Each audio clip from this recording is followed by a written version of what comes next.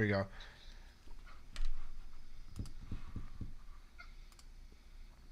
All right, so I'm back on here. I'm literally just waiting for John to come back and bring him back in with us, you guys. But I want you to take away, because I know we were on for an hour in the last video, but there was a couple good takeaways that I want you to remember. Now, when we're talking about how to spot a predator, what did he say? He said a couple really good things. One, a potential predator always wants to do what? A potential predator always wants to try to shut down the conversation, right?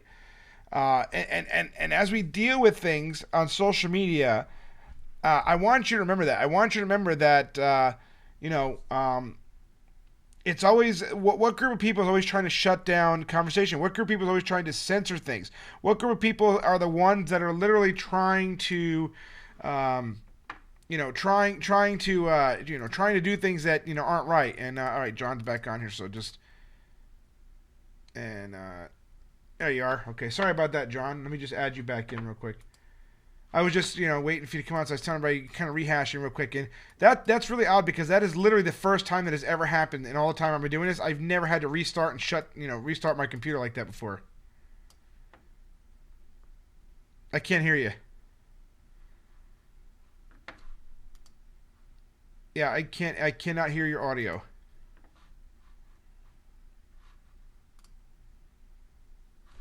So I have you back on here. Live stream's up.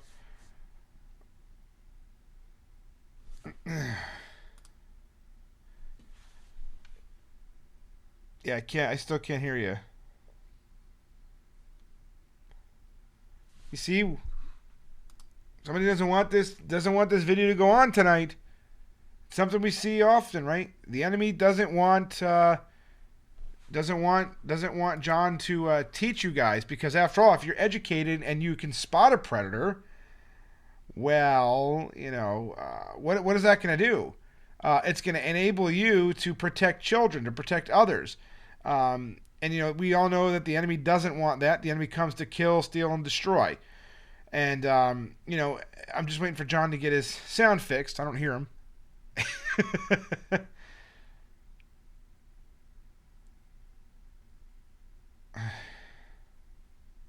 You're on video. We could see you visually.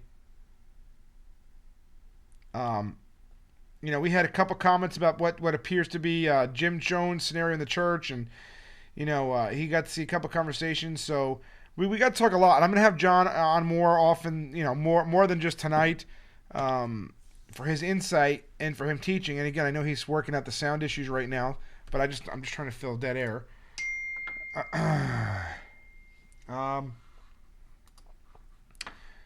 Let me see. I don't see. It's the audio capture. He said, hold on. Okay. My wife's texting me. I guess she can read your lips. I don't know. Who is the enemy? The enemy is the devil, of course. The devil doesn't want... He doesn't want John to teach. He doesn't want John to talk about this. He doesn't want us to learn and educate ourselves and how to spot predators. Because, we always think a predator is a guy with the, come here, little boy, with the little girl, you want some candy? Which, by the way, is something that we see at Drag Queen Story Hours. It's been a favorite tactic of theirs to have a bunch of these, men running around in female underwear saying, come here, let's get you some candy. You want some candy? So we do see that, but it's not just that black and white thing like that. And I don't see, let's see. I still don't hear him. You guys can hear me okay, I'm assuming, correct? We called me out, we know you're evil, that's right. I can try to add you back on, John. I can take this one off, and if you want to click back, here, let me try something. Hold on, John.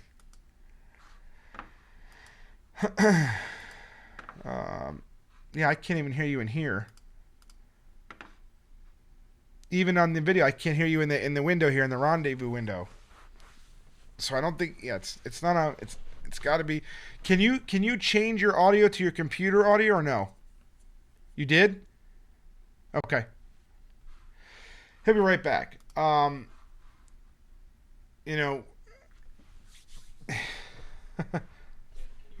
can hear you now. Perfect. Let me bring you in. Well, that's the first time it's ever happened. But, like I said, when the devil doesn't want the message to get out there, he will do whatever his power to shut down. Like you said, the predator will shut down the conversation. We know because the Bible tells us that the devil is our enemy. Now you're pixelated really bad. But that could be. Let me see. I have a good internet stream on my end. Um, I don't know. My kids are all using the Wi-Fi too, so who knows? Let me shut my Wi-Fi off my phone. Sometimes it helps. But all right, you're back in. You're pixelated, but you're here. So Okay, well, that's half the battle. If you're just joining, this thing is I had skin cancer, the most benign kind, but about the size of a quarter. It was really gross. So that's what that is. So maybe we'll pick up where we left off, which is this. yeah, we have. Oh man, it can't see you. We can hear you, but you can. We can't really see you. These guys are saying they can't hear you. What? Wow, is that right?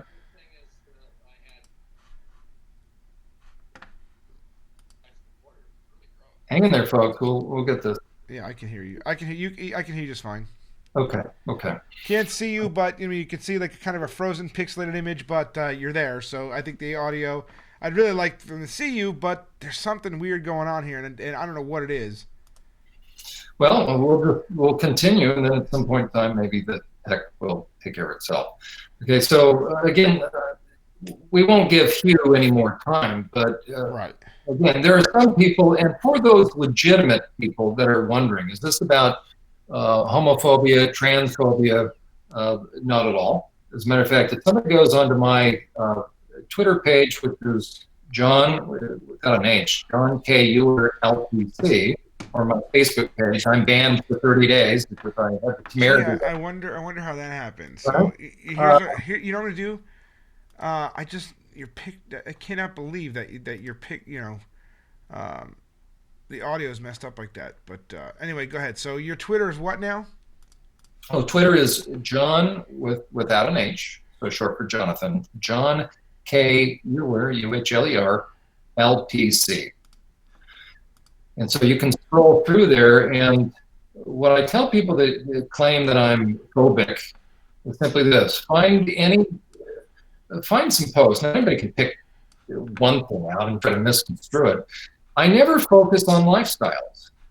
I'm not worried about that. Now, I focus on lifestyles in this sense that there's a increased likelihood, the more deviant a person is, the greater the likelihood they're probably into some deviant stuff, the old garbage in, garbage out principle. And when it comes to issues of drag queens, when it comes to issues of furries, we'll talk about that again. We're not talking about your average guy. And what's a furry, John? And that's something I heard. know what it is, but for the audience, maybe they don't know what it is. The average person, I had never heard of a furry till working in the prison, working with sex offenders. And the very first one that filled me in on it was a great source of information. And then, of course, heard it from a lot of guys. But there was one pedophile, heinous. What was his defense? He was going to pick up, so he thought it was, but it was a sting, actually. He was going to pick up, so we thought, a set of... Your video's back, by the way. Oh, wonderful. It worked itself out. Okay, I see that. So according to the police record, they had followed this guy and interacted with him. They had a fake parent who was a police officer, a detective. So this pedophile is interacting with law enforcement. He doesn't know it. He thinks he's interacting with a father that was going to sell or rent his two young kids, about age 6 and 7. He was going to rent his two kids out. And so again, the pedophile doesn't know this is a sting. So the pedophile drives up to the motel and he gets busted. Well, the police record reports, and so I'm reading through the history before I have sex offender treatment with this guy. It indicates that they found, the police officers found handcuffs and leashes. Leeches? I'm sorry, not leash, like a dog leash. Oh, leash. Okay. Leash. Sorry. I was going to say leeches. What the heck are they doing with that? No, who knows? Okay. I was afraid to ask because I really want to even know. We're talking for a 6 and 7-year-old kid. He's going to spend the night and he has handcuffs and dog leashes. So this is the level of guy. Now he was getting out. I couldn't stop him, quite frankly, because I assessed him, and it was pathetic. Even though he went through sex offender treatment, it was clear he was still the same person. What's one of the questions I would ask, by the way, that nobody else would ask? Just me. I would ask this. So, I would ask them this question because it's a qualitative question. It's one thing to ask them a list, okay, A, B, C, or D, but if you don't give them the answer, and you ask somebody this. So the old you, if I was talking the old you versus the new you now, tell me what the difference is. Go for it. Are you putting that out there for the audience? And then you want responses, or that's a question I would ask the inmate. Okay. I know what the correct answer should be. Oh, okay. But the average person kind of knows what the correct answer should be. Right. But a pedophile, first of all, has gone past the point of no return. We'll talk about that in a second. Okay. So a pedophile who's faking it will have that intellectually memorized as far as what he thinks the right answers are. That's why the worst kind of treatment, but it's the treatment available, but it's that, has to do with what's called cognitive behavioral treatment. What that means is this: how to correct your thinking. Okay. So what does that presuppose? That the pedophile offended a child because he didn't know any better, he was clueless, he wasn't thinking clearly, so he has to think about his thinking. Really? Do you really think that as somebody's offending a child, you can't see in that child's face, you can't see in its eyes, as you've handcuffed the child, you can't see that this child probably isn't really into this? Right? So it's not a matter of the head, it's a matter of the what? The heart. It's a matter of the conscience. Okay. So as I started to see this stuff, that's when I started to figure out, wait a second, these guys not only are not survivors, right, but something else was going on, very, very dark. That's when I realized the one thing they will avoid talking about 100%. First of all sex offenders will avoid those. Right. But every one of them will start to talk about it if they know you're onto them. They'll never talk about porn. No sex offender will bring up how much porn he was consuming. I wonder why that is. Okay, because they know, and here's the key. A perpetrator knows he can only continue perpetrating if you're going to be sympathetic towards him. You're going to give him the benefit of the doubt. You're going to think that he feels sorry for what he did. So therefore, you're going to trust, you're going to take at face value what comes out of his mouth. Mr. Euler, you know what? I feel really badly. I can't believe I did it. And you know what? I now my eyes are open. I see the damage. I just didn't see it before, and I can't believe I did that. And you know what? I feel really badly, and I'm going to work real hard, and I'm going to do all my treatment material, and I'm going to walk out of here a different person. Okay. Now the question is this: is he lying through his teeth, or is he being very sincere? Could someone lie and say that? Let me ask you, if you had Satan in the body, now relax, but let me just ask you. Let's say Satan was across from you, and Satan wanted to pull one over on you and get out of jail. Could he lie through his teeth? Let me ask you this. Did Judas lie? He pretended to be the real deal. You don't give somebody a checkbook, the corporate account. You don't put him in charge of the money unless you trust him. Right. Even when it was unfolding right in front of the disciples' eyes, and Judas goes off, they still had a hard time meshing the reality of who Judas was. Right? There's only one person, actually two people in all human history that will have been Satan possessed. Actually, just one, which was Judas, the Antichrist, is going to be demon possessed. So somebody that was so heinous on the inside looked so normal. And again, that's why churches are that I have the greatest concern about fake pastors. So does that make me pastor phobic? Don't think so. Okay. But and it's funny you say that because every single Christian is commanded we should be aware of fake pastors and fake Christians in general, because they actually do more harm to the body of Christ than even these pedophiles can, because some of these guys are openly allowing pedophiles in their churches, under the and they'll shame you as a Christian that says, hey, you just gotta love them. You just gotta love them. You have to accept them. You have to forgive them. You have to welcome them with open arms. And And my guess is, John, is that some of these, and actually you would touch us the other day. My guess is that some of these pastors are guilty of some of these things themselves, which is why they don't talk about it. There you go. Okay. And now I'm aware of what we just said, that you mean to tell me there could be a wolf in sheep's clothing. Folks, this is nothing new. Now, as what's interesting for people also to think about this, how bad was Judas? Well, the Bible says he went to his own place. It would have been, Jesus said, better that he hadn't been born. Yeah, that's pretty bad. Yeah. Right? But the question is this: do I think Judas would have ever perped on a child? Probably not.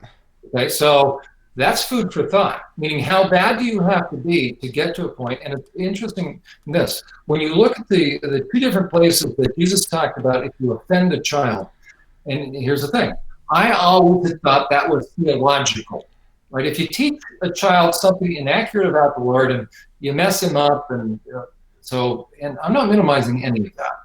But the question is this: have many of us, or have any of us, met somebody who was taught something improperly as a child who didn't get over that? That messed him up the rest of his life. Because when Jesus says this, better you take a millstone, because the word is scandalize, scandalon.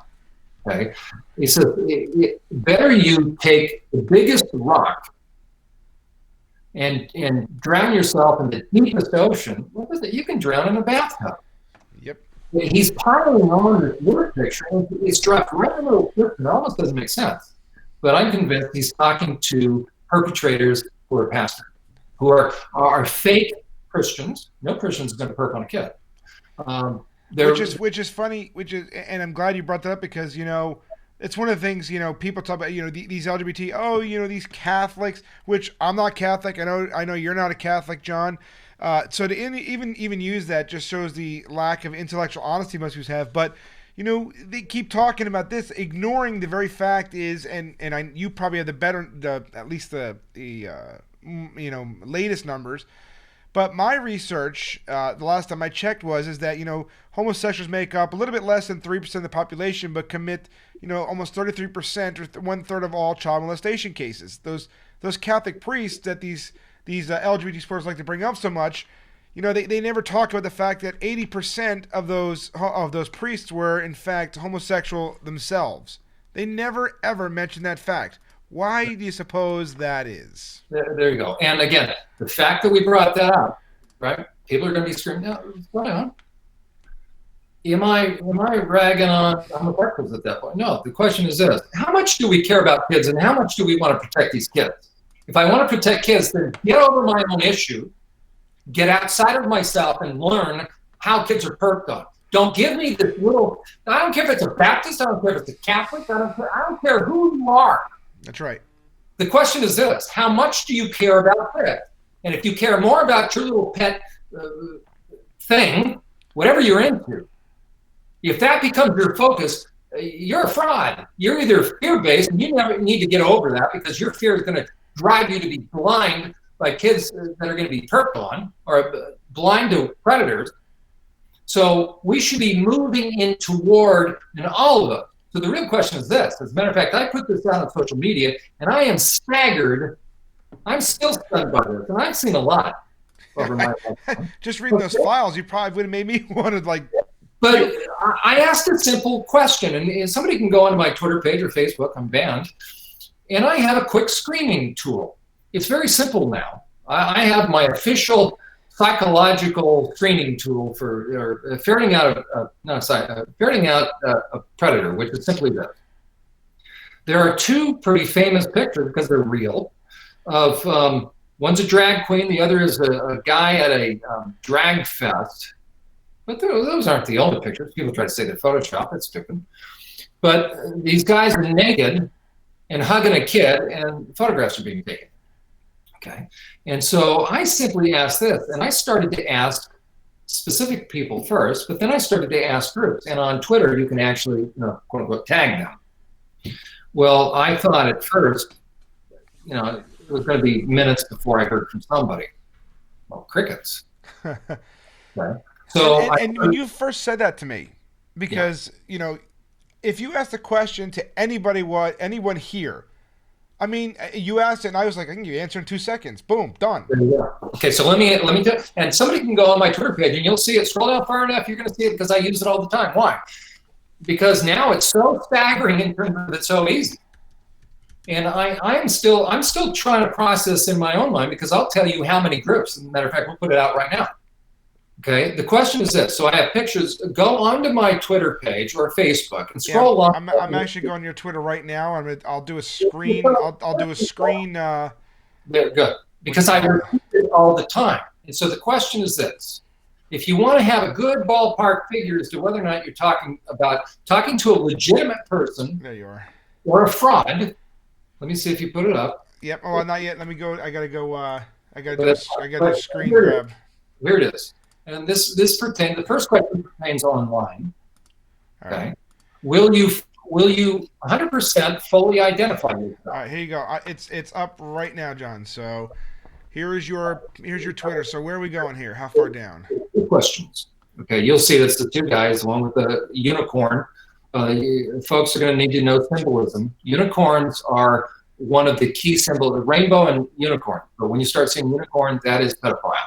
Okay. And let's also remember too, the LGBT rainbow has 6 colors, whereas God's rainbow has 7 colors. So they've actually perverted the rainbow. Okay, there's my Twitter page. So you scroll down far enough, and you'll see it. Keep going. We'll find it. It'll be very transparent. But especially online, if you want to know if you're dealing with somebody legitimate. Is this it right here, Kinsey Institute? Yep. Yeah, I sent it to Kinsey Institute. I sent it to all sorts of people. There's some. Is this it right here? I'm looking, Kinsey Institute. I'm looking for those within academia to stand with me to publicly condemn the type of child grooming. We'll go back up for a second, sir. Okay, but you go far enough and you'll find it. There you go, right there. So click on that. Which one? Right there, where your cursor is. Click on that. This one? Yeah, or no? Sorry, I don't know how far ahead I am. This one right here. So. Above the guy with the picture. Oh, so this is terrible. Okay, but if you click on it, it should enlarge. Yeah, I got it. Oh. Okay, I'm not seeing it. Is it enlarging on the screen? Yeah, you got to give a second because there is a delay. That's fine. Okay, now, folks, what I ask is this. Okay, and as a matter of fact, there's the guy right there. See on the left, the picture of the pink? There's a story done about the guy on the right. The one on the left is from Houston, Texas, by the way. Here we go, folks. Okay, this is my screening tool. Now, the question is this. We're going to have a lot of people that just react. Now, the question is this. Do I like these pictures? Absolutely not. It makes me sick. Now, the question is this, though. Your immediate visceral response when you look at this. Here's my first screening tool for you. Okay? Are you upset? Okay, you should be upset. But are you upset with me because I posted it? Are you upset that these men did this? Well, it happened. So are you upset? Would you prefer a covering? And we can go on our way. And then what are these men doing? So the question is this. Those are real pictures. Yes, they are. I didn't, but the real question is this. We're going to focus on these men. Okay? So one way online, a lot of us interact with people online, but I don't care if it's online or drag queen story hour, or now you go to a city hall meeting, you go to the commissioners or the supervisors meeting that are going to hold these drag queen events, or I don't care what kind of event. And you ask 2 simple questions, but when you're talking to somebody up front, you know who you're talking to. Online, they'll hide their identity. So here's my screening tool right here. For somebody online, I say, will you fully identify yourself as I have online? You have no question who I am. There's no reason you can't do that either. So the first thing is unless you readily identify yourself, you're a fraud. Okay? Unless you're a survivor, and how can I tell? Because I'll go on your social media page, and it's all about survivors. And you're not going to defend perpetrators. You're not going to minimize it. It's very clear. Okay? So if you're debating with me, you're going to have to identify yourself. If you're not willing to, it means you're a fraud. Simple as that. As simple as that. So no debate. So you don't even pass your first question. Then the second question is this. About these 2 men, will you say it's wrong? Will you say it's wrong for any man to do this, and let alone, now we're going to focus on these 2 because they're famous. And the guy on the right is a drag queen story reader in the library.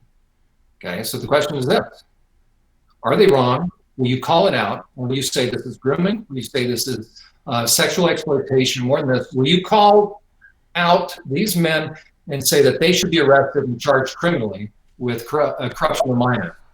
Will you do that? If you will not do that, we have serious concerns, don't we? And there's only one reason you won't, because you're okay with this. You're protecting pedophiles, and nobody protects pedophiles without being one, flat out. So if you cannot look at this picture and look at who I sent that to, I'll tell you how many different people I sent to. You know, it's funny because a lot of people watch this right now, John, probably don't know who the Kinsey Institute is. As a matter of fact, this is where a lot of this goes back to, because the pedophiles knew this. And I'll tell you how you end up, because somebody ends up becoming a pedophile. We're in that way. Well, I just put this picture up, and you and I haven't discussed this, but there's a rubber chicken on that guy's shoulder. Now, I've mentioned this publicly, and you and I have not talked about it. What does that rubber chicken symbolize? Okay, people need to know that pedophiles speak in code. Yep. They use symbols, and I'll tell you why. And part of this is understanding the reprobate or psychopathic mind. Psychology is late in the game. 2,000 years ago, Paul used the term reprobate. Old-fashioned, kind of think, well, it's King James English. It simply means this: a mind that gets to a point that is given over to what? Over to everything that's unleashed within the fallen human heart. Okay, it's taken away, but it's a mind that no longer works. And I didn't say a brain. It's a mind that no longer works properly, which has to do with assessing things in terms of right and wrong, good, better, and best. Where do we get that from? From Christians, we say, well, that's from God. A reprobate mind can no longer think the way God thinks, no longer values what God values. As a matter of fact, it's even more than that. It's now inverted it. So white becomes black, good becomes bad, the world becomes different, and it's not an intellectual thing. They are, quote unquote, given over. And the one characteristic you'll see of a psychopath, and again, you have bloody psychopaths. I'm not talking about bloody psychopaths because they have relatively few bodies to account for. White collar psychopath. See, a bloody psychopath will eventually get busted. They'll get busted in a dramatic way. You'll find out, a serial murder has 19 bodies. I'm not minimizing any of that. Right. But a child molester can have 200 to 300 to 400 victims that are living with pain now. Now, I'm not minimizing. Trust me, I worked with murderers, okay? Men that hacked up bodies and stuff. But a white-collar psychopath, and that I'm quoting Dr. Hare, he's the one that coined that phrase. His classic example in training was Bernie Madoff of NASDAQ, who made off with everybody's money, okay? The question is this: how many people were impacted by Bernie Madoff? How many people did he damage for life? You layer on top, so that's what's called a white-collar psychopath. There are many more white-collar psychopaths than there are dark, bloody psychopaths. Now, I'm very much aware of the fact, I'm reaching back here for a second, because some people say, well, Giller, who are you to, okay, I have studied all of this, but, this is just for public consumption, okay? But I reference this in the website under characteristics of predators on survivorsupport.net, and I go in depth. They've left out 6 characteristics. Okay, Robert Hare did. We just real quick, I wanted you to say, what does the chicken symbolize? Oh, I'm sorry. Okay, the chicken symbolizes young boys. That is code for young boys. The picture that you saw, he was being interviewed. That it turns out that drag queen story hour guy got busted. He was revealed to be a convicted sex offender, a child sex offender. He was a pedophile. So he was already busted. He's already out, and he shows up in what? In masquerade, in women's underwear, drag. But he was hiding himself. So what these guys do is this, and I never would have thought about this, prior to working in prison. So one more question before you move on. So we have the rubber chicken, which is a symbol for homosexuals that mean that they're young boy lovers. So we were at the Pride Festival on Saturday, and we saw a lot of this. And I've never talked about this publicly, so this is gonna be the first time I'm mentioning this. And I want to see if you're aware. There was a lot of these homosexual men running around with red shoes that looked like they were from the Wizard of Oz. Yep. What does that mean? I mean, there was a lot of them.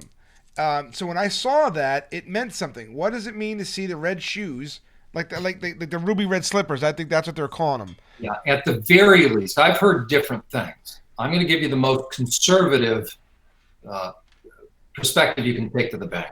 Okay, it's child sexual abuse. Thank you. Okay, And that's what it said. I want people to understand this because the title of this video is "How Do I Spot a Predator?" These things are happening in our cities. They're happening across the country. I got a message today from somebody who said it's happening in their country now. These people are literally walking around telling us. They are telling us what they are doing in code to one another, and we are too stupid to bother doing the research to find out what. I mean, seriously. I mean, anybody that sees that, when I first saw that, I was like, why would these guys, why would a drag queen, what's the point of rubber chicken? Like, why would they do that? Like, I don't get it. I don't get the joke. And when I looked it up, I was like, oh, that's okay. that's right. Now let me also tell you, it's about three different reasons why they use symbols. Okay, so these guys can't text each other and just have this, covert. Of course they could. Yeah. Okay, so it's not necessarily just for communication because that's not what a psychopath is all about. Right. Okay. For a psychopath, when somebody gets to that point, so I want people to understand the modern day term psychopath is the same thing as the 2,000-year-old term reprobate. Psychology is late in the game. Okay, but what's important? Oh, wait. So psychopath means the same thing. Is that Greek, Hebrew, or?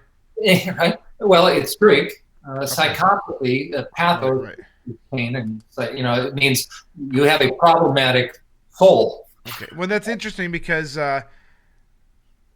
psychopath, reprobate, same thing. That's very very interesting. And I would have never made that connection on my own because reprobate, when we look it up the lot of terms, somebody with a deviant mind, but a deviant mind could be a lot of different things as well. So, right. But it's even more. It's even more than a deviant mind, and I'll even describe deviance in a second. So, what I would encourage people to do is this: do a simple Google search of brains of psychopaths. Okay, there's two primary people that have looked at. I mean, others have done this, but James Fallon, Robert Harris the first. He was the first person to use color imaging on psychopaths. So, he has access. He's up in British Columbia. He had access. He's doing this research, and people volunteered, and it was pretty clear who's a psychopath in his study. Did somebody multiple body count, and they kind of yawn, and maybe they're in for life or not. Okay, so it was pretty clear the people he had selected, and they volunteered. And so you can go on and review a lot of his studies. Okay? And so they put him in, and in the tube, in the MRI, we can't fake that. They had a screen, and across the screen, they would show real fast motion, real fast order, or staccato-like effect. Everything from even normal, a child falls down on the bike and scrapes his knee, to heinous stuff.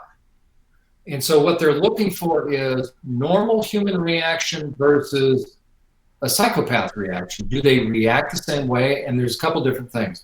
How about you're telling we actually have tools in place if we really wanted to use them, that we could actually find out who reprobates are by studying their brains. Correct. Now, but wow, that's right. So that's why there's all sorts of civil liberty issues. But James Fallon, in his work, I appreciate it because he was funny. He did his own brain as well. Well, we find out, and he says, "Oh, I got a psychopath brain too." And then they interview his family. You can go online and Google this. It's actually kind of funny if you're warped, and I'm kind of warped, so I think it's funny. But what's not funny is this. So we have facts. Brains are different. But the question is this: how did they get that way? If somebody's an honest researcher, they have to stop at that point. If what you're doing is you're looking at the brains of psychopaths and saying they're different, that's as far as you can go. Now, everybody then wants to know, how did they get that way? Okay. The question is this: if I run a bunch of psychopathic inmates through tubes and look at MRI colors, am I equipped then to know how their brain got that way? Can I definitively speak to that? No. And what you're going to find is these researchers then say this: their brains are different, and here's the other key: they'll never come back. They'll never come back. But what about the men and women who For instance, I know a man. His name is David Arthur. He calls himself the Outfit Man. This is a man that had over 1,000 sex partners in his life. He was a male prostitute and everything else. He has been set free, and you look at him now, you would never even know it. There you go. Then he wasn't a psychopath. What's that? Then he wasn't a psychopath. Okay, so not all homosexuals are psychopaths. It's it's the child predators that would be psychopaths. Right. Now, in this case, I'll say this, folks: if you're hung up on homosexuality, you're wrong. Okay. Okay. The classic, in my mind, I'll defend this. The classic psychopaths, white-collar psychopaths, are Bill and Hillary Clinton, and I'll say it on public TV again right now. I'll say it too. Okay. Yeah. Do you know what you're saying? Okay, I'm going to say it again. I'll say it slowly. Now, I don't care. That's because you're a Republican. I didn't even talk about political party. Well, I'm going to tell you this, John, because you said that publicly, it might be sad to hear about your suicide next week. Okay, that's right. But you know what? At least a psychopath, you can trust a psychopath. That may sound funny. But you can trust a psychopath to be a psychopath. For instance, would you trust your young daughter, teenage daughter? I don't believe Bill Clinton would actually hurt an infant, quite frankly. Wait, what? You don't believe Bill Clinton would do what? I don't believe Bill Clinton, with my own perspective right now, I don't believe Bill Clinton would harm an infant. An infant? An infant. Okay. I don't think he's a pedophile. Okay. Now, but I think he's a psychopath in this sense. If you can look in a camera and you can say, I did not have sex with that woman, stare you straight in the eye, means you're lying, and you show no remorse, and then fast forward to this many years later, and you watch on that last interview, and he starts pointing at the camera, there's no remorse, there's no contrition, he's sorry. So if somebody can come out and just bold-faced lie with conviction, like not remorse, but I'm talking like conviction. An actor. Well, what about a regular person? I say this because we see this in the church. I know people. I recently had this with somebody. They not only lie. What about people like they lie and then double down on their lie, right. And then they go on and I'm going to ask this because you experienced this recently, right? And because you're talking about psychopaths, you're talking about child predators. They're lumped in together. So when you see things like, for instance, we live in a digital world, right? We're not, as much as we may not like it as Christians. The fact of the matter is, Facebook, Twitter, so this is the reality we're in. So what I found, and you've experienced it recently, that's how we got in touch with one another, is that in my view, and again, I'm not above correction, so if I'm wrong, please feel free to correct me, but in my view, a psychopath is somebody who lies, doubles down on it, and then you'll see they start erratically posting things on Facebook, like every 10 seconds, boom, boom, boom, boom, really trying to get you to respond, to make sure you see it, and almost like they're defending themselves before any accusation was even made. That's right. The erratic behavior says something. Well, but if they're a really good psychopath, they won't have erratic behavior. And what should come to mind right now... and here we go. So somebody says this. Someone a psychopath if they can look in the camera and lie about having sex with a porn star. And they're talking about Donald Trump, of course. And I just want to throw this out there. It was actually proven that woman, what's her name, Stormy Daniels, actually lied and admitted she never actually did have an affair with Donald Trump. She admitted it. That she did not sleep with him.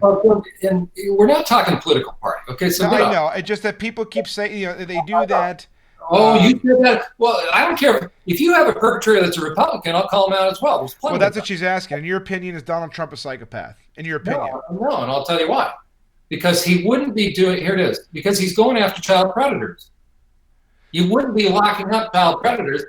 He is locked up 2 to 3 to 4 times, I forget the numbers. Right? You will know them by their fruit. You look at priorities. You look at priorities, and he has locked up, and he has gone after. He's directed his Justice Department. So I don't care if you're a Republican, Democrat. It doesn't matter to me. No, there are plenty of Republican psychopaths too. Yeah, well, trust me, that's right. There are self-identified Christians who are psychopaths. Absolutely. You got to see some today. So get rid of the label and you watch somebody in action. A psychopath, a predator is not going to lock up other predators. Now, they may feign it a little bit and be working angle, but you're not going to be seriously disrupting child trafficking rings around the world. Okay, the facts are the facts. I mean, he's stopping transgenders from getting in the military. I know he came, and this is the part that I understand, John, when it comes to this with lying and things like that. Donald Trump, for instance, and I know we don't want to talk politics on this particular video, but he did come in saying, oh, LGBT rights, but he's in office and he's done everything to counter that. He's done everything to go against the LGBT. So what would you call that if he lies like that to get in office? And look, I voted for Donald Trump. I'm not going to lie and say I didn't. But, what would you call that? You're asking my own perspective. We'll get off Trump after this. Because okay, let's talk about it later. Let's go back on topic and how to spot a predator. My own perspective is this.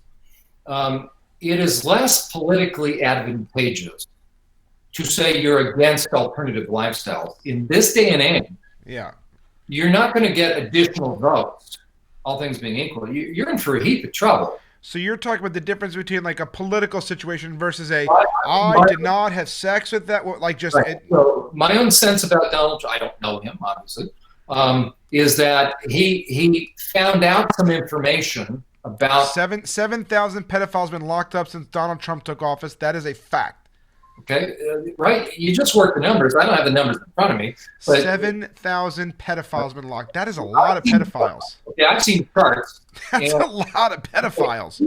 He has instructed his Justice Department to go after human trafficking and child trafficking and lock these people up. And the numbers are there.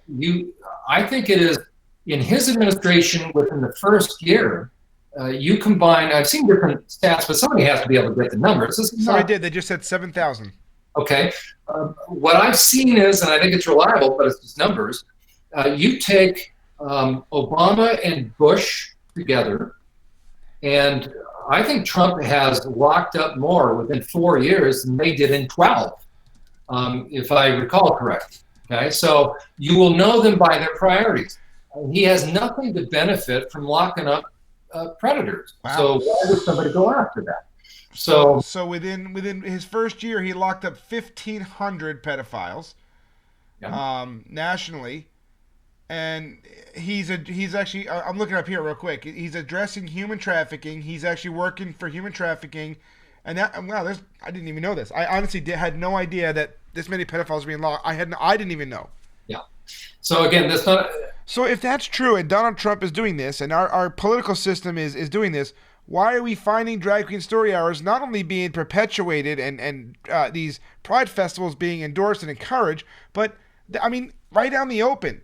I mean, John, if you saw what we saw Saturday, and again, you could see video, but it's not the same as in person. To see little boys, 13, 14-year-old boys, to me that's a little boy. If you're a 14-year-old boy, you're still a little boy. Being encouraged to make out with one another while adults hoot and holler and cheer, while little girls are dancing like strippers, while they're shaking their behinds and their chests and they're cussing like look, I'm from New Jersey and I was in the Navy and they cursed worse than I did back then. And they're flipping us off, and adults are sitting there and they're clapping and they're cheering. Men walking around in their underwear, hugging kids, drag queens on stage saying, "Hey, we came here to get some HEAD." Daddy wants mommies. I'm not going to use the derogatory term for the female genitalia. Taking dollar bills from kids walking up to these drag queens with babies in their arms, handing them dollar bills. Now we got this on video. It's there, and the drag queens will say, "Kids weren't there." I'm like, they're right. What are you talking about? They're literally right there. Here's what people can do. And again, they're going to yell, homophobic. No, stop. No, my audience won't yell at you, I promise. Well, but others, right? And the issue is this. How much do you care about protecting kids?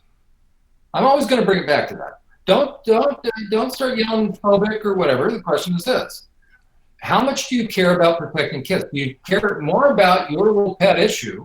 Or do you care about protecting kids? If you care about protecting kids, then you're going to want to learn how to protect them. Because the reality is this. I don't care what kind of background you come from. I don't care what group you're a part of. There are predators in every single group. Okay, I'm more concerned about churches. Although okay? I would say a genuine Christian can't be predators, because if you're a genuine Christian, you're a follower of Jesus and you're obedient. If you're a predator, you're not obeying Jesus, so therefore you cannot be a Christian. Well, and you'll have God's heart. That's all. So you will respond how God responds. God is about protecting. What did he say if someone were to even think about harming a child? Okay, that's the most. That's what I'm saying. They're telling us, and your article really summed it up best. I know this is what it looks like, but and that was really in play Saturday because I did get to stop two women individually, and I asked them one at a time. I said, we agree, right? This one was a lesbian, one was a mom with her butt hanging out of her shorts, whatever. But so the lesbian, I said, okay, we can agree, right? You just told me you believe that the sexualization of children is wrong, and we can agree on that. I agree, you agree. So if you think that's true, why is it as an adult did you not say something when those group of little girls were doing what they were doing? Why did you not say something if you think that that's wrong? You know what she said to me? They were just dancing. There. Okay, so it shows you we're not. Okay, if whatever I'm into, I don't care lifestyle. Listen to this. If whatever my thing is takes priority and precedent and colors my perspective to where I'm not able to see children being groomed, then I have an issue. But they've admitted it. You can see the video of the guy going, they were grooming the drag queen. We're grooming the next generation, and you hear the audience behind him just go. But the thing is, they heard it, they saw it. You could tell they got upset about it. They knew it wasn't right. You can hear it. And, well, let me speak to that as a matter of fact, because I saw it. I saw it a couple times. But they still allowed it anyway. It stopped because I went down there with a crew of people and preached against it and showed the police, showed the town the violent threats, and it actually made the local news that they actually shared on the news, and I was surprised by this because that's a first. The local news, not Christian news organization, the local news actually took the screenshots of the death threats made against us from the LGBT community down in Lafayette, Louisiana, where they were saying that we should die, we should kill ourselves, that we should put a bullet head. The media showed this, and they said, we got threatened. The police saw it, and we shut it down because of the threats. But the government heard them. The city council heard them say, we're grooming the next generation. How in God's name do you hear something like that as a city and just go, what are you going to do? Yeah. Now, this may surprise you. And if you haven't seen it, you can Google this. Richard, this may concern you, may surprise you a little bit. Okay, I've seen the video and heard it a number of times. I actually am okay with saying, you know what, the guy may or may not have actually, he used the word, we're grooming. Okay. Do I believe that? Yeah, maybe an Freudian slip or whatever. That's not the greatest issue for me. And I'll tell you, in his little diatribe, it's what he said after. So I'm okay if somebody says, grooming. What do you mean what he said after? You talking about like the whole, like I'm the boogeyman, like trying to make himself a victim? If you listen to that guy that stood up and he's saying, I'm here and, he's part of this and he, all these people hate me. They wish I would die. He first says, we're here to groom the next generation. Right. Do I believe that to be literal? Absolutely. I don't have a problem saying because they're out to groom. Right. But could it also have been that he said what he meant was we're trying to influence? Absolutely. Okay. Or we're trying to share. Okay. That to me, I'm not too hung up on because I know what they're about, whether he said it or not. But you listen to the rest of it, and that's where this is the training moment for this piece. What I would suggest is that somebody go and listen to this, and no normal, legitimate person says the rest. So I'm not even concerned. It may sound funny to say when he said, "You're the counselor, not us." Tell us what did he say that was a concern for you? Because look, people right now, I'm telling you, John, I could see the comments on here, and everybody is like, you could tell they're. I mean, I can't see them physically, but reading the comments and seeing the GIFs and seeing the little emojis, you can tell that they're okay. What is it? Like, you can tell they're really interested in what you're going to say. So you can, or maybe you can find the video and put it up at some point. Not right now. I could do it. I could probably do it right now. Give the link so somebody can see it. So what happened was, the context is that City Hall, they're in front of the officials, or the library officials, and a representative or a guy that's going to be a drag queen story person is getting up to give his side. Right? And I've watched it. And do you want me to play it for them or no? How much time do we have? I'm still We, fine. we have as much time as we need. This is my channel. Nobody's going to shut You me know what? off. Okay, perfect. Let's keep going. If somebody's getting tired, I'm aware it's 12 o'clock on the East. Yeah, I was on 3 hours the other night, and I had still had 100 some You know people with what? me. So Then somebody can come back to this. So perfect. If you have it, let's play it. As a matter of fact, I'll tell you when to stop. So I'll dissect it for you. okay. I've worked with these kind of guys because this guy's a predator, but not because of what he said. Mueller, how can you? I'll show you. I'll tell you why he's a predator. All right, I will play. Let me go here and do I the don't know if screen. to define what I just said. Okay. No, I figured why not? We're here. Let's just show it. Let's what I mean by predator. All right, here we go. I'm going to play it right now. So I hope you guys can hear this. Let's put the stage for this, okay? Because somebody else is going to say, Euler slandered. No, I'll tell you exactly what I mean by predator. Okay, here we go. Okay, but let me set the stage with this. The term predator, in my estimation, is this: if you know something is going to be detrimental to somebody else. Hold on, John. They can't hear you because I flipped the screen to this drag queen story. Everything. Let me put the audio in here. So okay, they can hear you. Okay, go ahead. Sorry, they can hear you. They can hear you. Okay, so let me finish this statement. So for those that are going to camp on, you would call him a predator. I'll tell you exactly what I mean. And whether he was into drag queen or not, if guy's into 50 Shades, okay, he's a predator. I'll tell you why.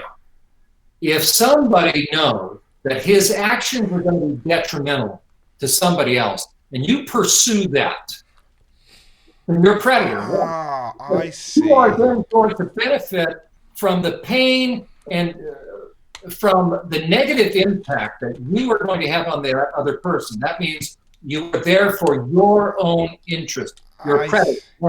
Now, what I would say is this, Mr. Predator, whoever you are, in whatever context. So I don't care if you are a monetary predator. You look at 2 Peter chapter 2, we're talking predator.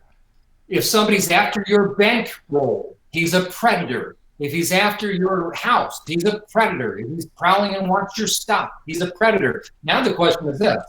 On top of it, is he into porn? If he's into porn and what he's after is sexuality, stealing and destroying, meaning stealing something, he's going to take somebody, he's going to influence them for his benefit, he's a sexual predator. Has he been convicted? No, that would make him a convicted sexual predator. But if somebody's going to manipulate, you look at the cover of 50 Shades of Grey, that man holding that woman by the throat is a sexual predator. Why? Because you don't put your hands on somebody like that unless it's for your benefit and you're going to negatively impact them. Which is funny because how many Christians, women watched that movie and were aroused by it? And even more than that, ready? They were dumbed down by it, and now they cannot discern between a predator versus a guy that is a wounded heel. You know, he needs healing. They're a sucker for it. That is a fantasy novel. And by the way, let me throw this out because this is what you're going to see in this video. Yeah. Okay, a predator is, again, a cult, he's mastered the art of what's called dark psychology. That's a new little genre out there. And so a predator is always going to do this. A predator wants what he wants, and it's to his benefit. Okay, the difference between a sociopath and a psychopath is simply this. A sociopath is all about sales. Right. And he will weigh the cost-benefit analysis, and when it gets too much, he's done. He won't want to harm someone, he just wants to take.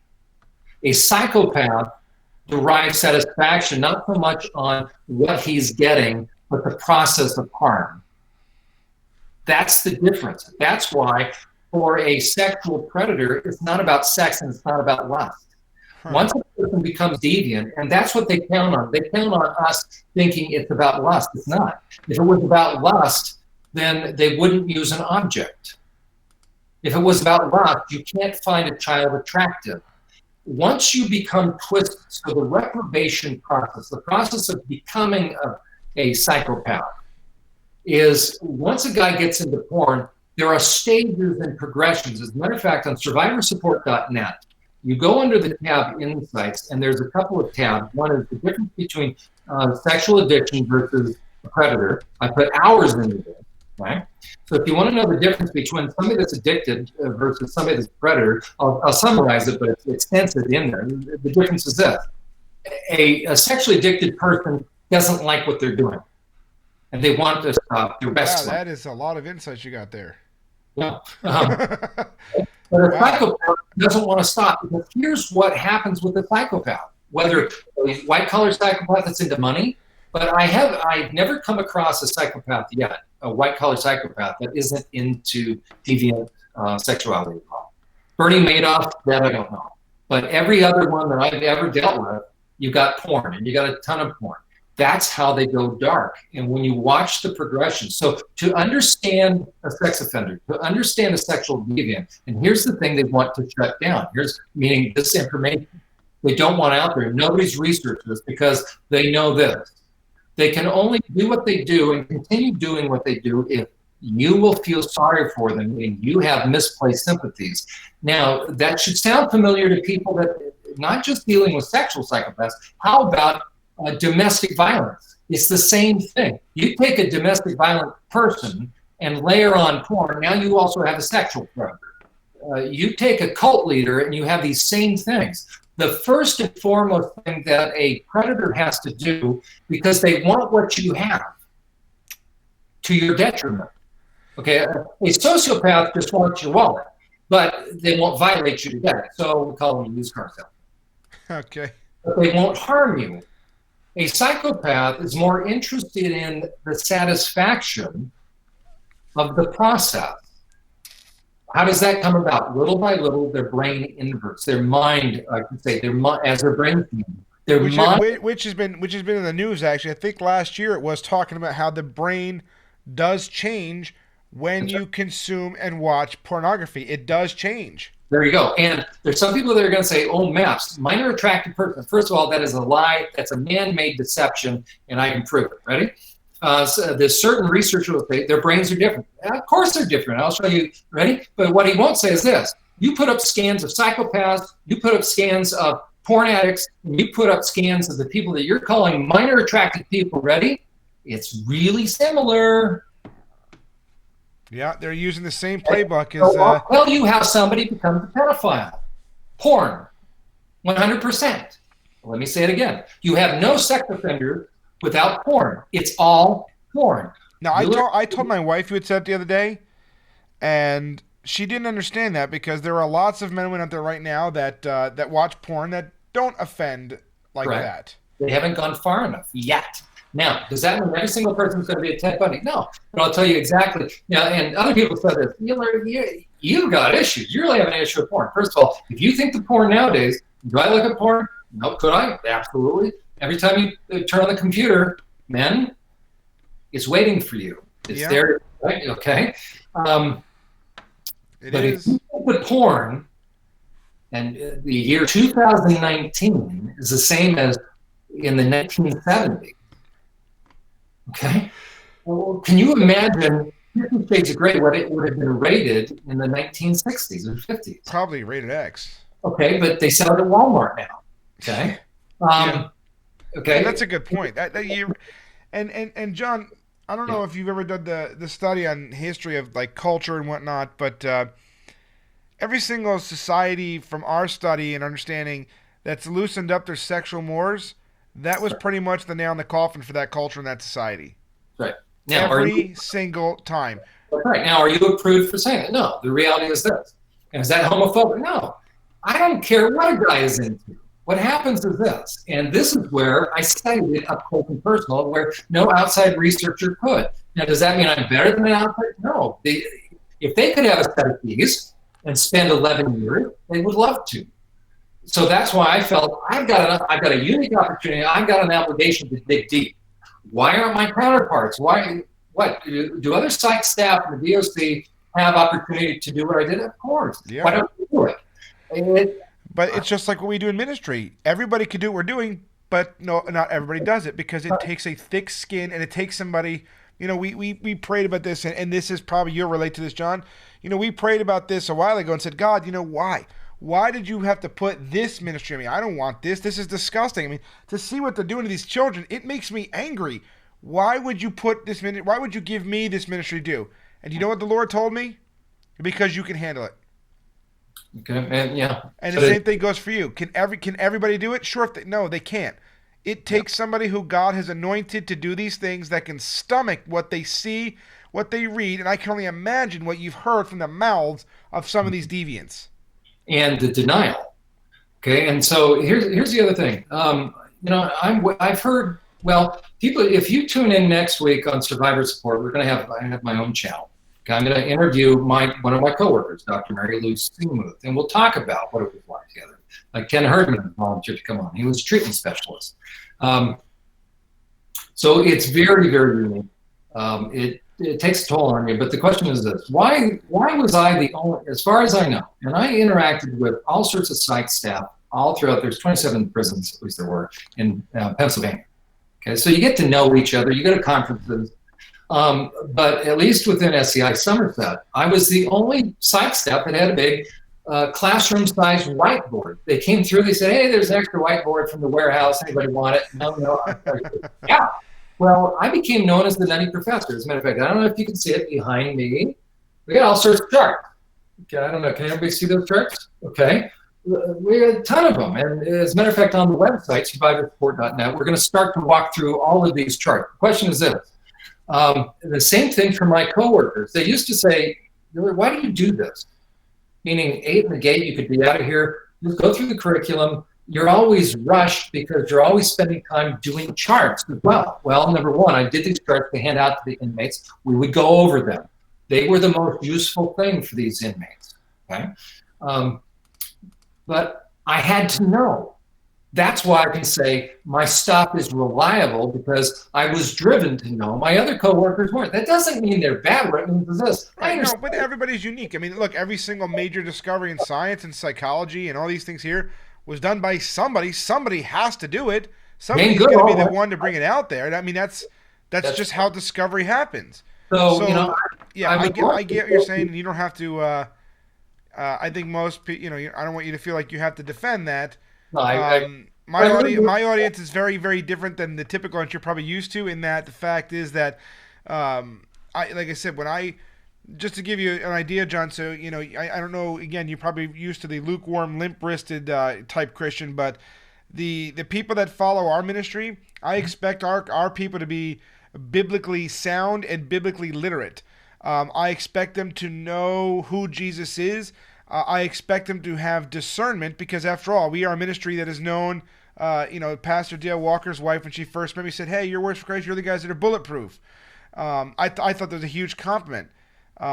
You've dealt with the same psycho that tortured me and my family for a year. And yet here we are. So we expect this. We expect our people to, if I bring you on, it's because I trust you. It's because I've spoken to you. It's because I know, and you don't have to defend whatever. Just say what you got to say, because the audience you have right now listening to you wants to know, how can they identify?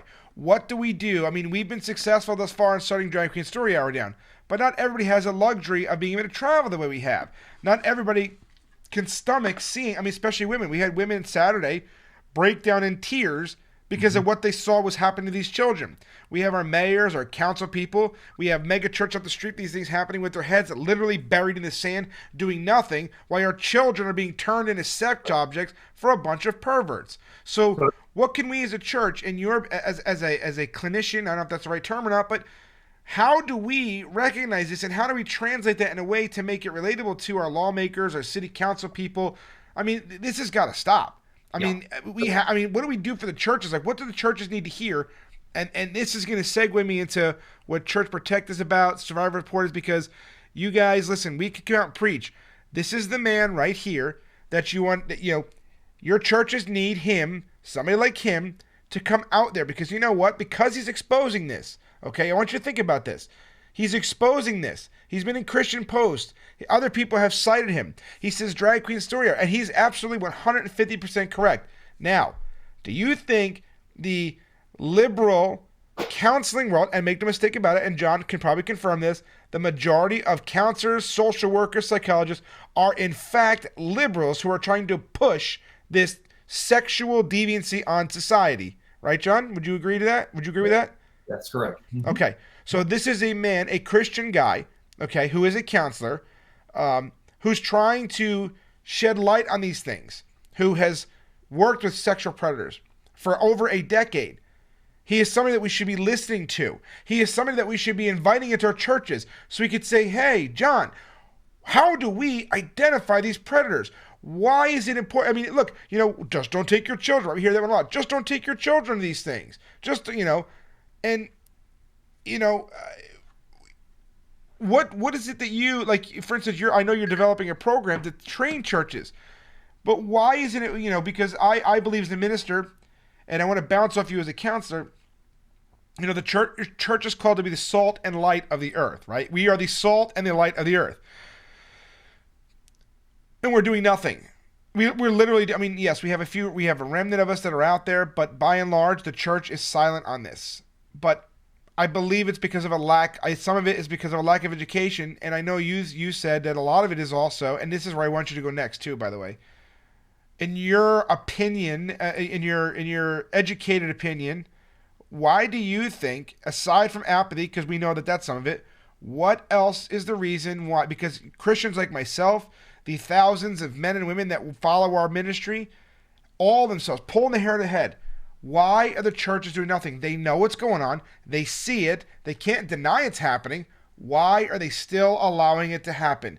As a mental health professional, why do you think these churches, who are supposed to be the ones standing against it, are doing nothing, knowing that it's going on? And you and I talked about it, so I know that's why I brought it up. I think there's actually 4 or 5 reasons, but I'll mention the first one that we talked about. Okay, I think there's a significant amount of porn being viewed in church by people sitting in pews, but guys. And we know the numbers that have been touted are 60%, but you believe that it's higher than that. Oh yeah, because some people obviously are not going to admit, yeah, I watch porn.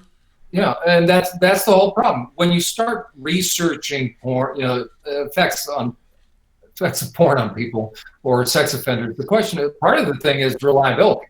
How many people are actually going to come out? It's like no sex offender will voluntarily.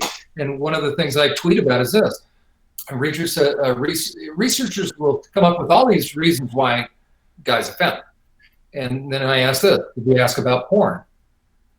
And they'll either crickets, they didn't even bring it up. Okay. Or how about this? Well, we asked them and they said no. Okay. Well, let me ask for the majority of you in the audience. Let's say a woman gets up at night, husband isn't around in bed, and she walks down and husband's on the computer.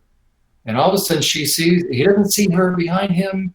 She sees, and all of a sudden she knows what he's looking at, that he's busted.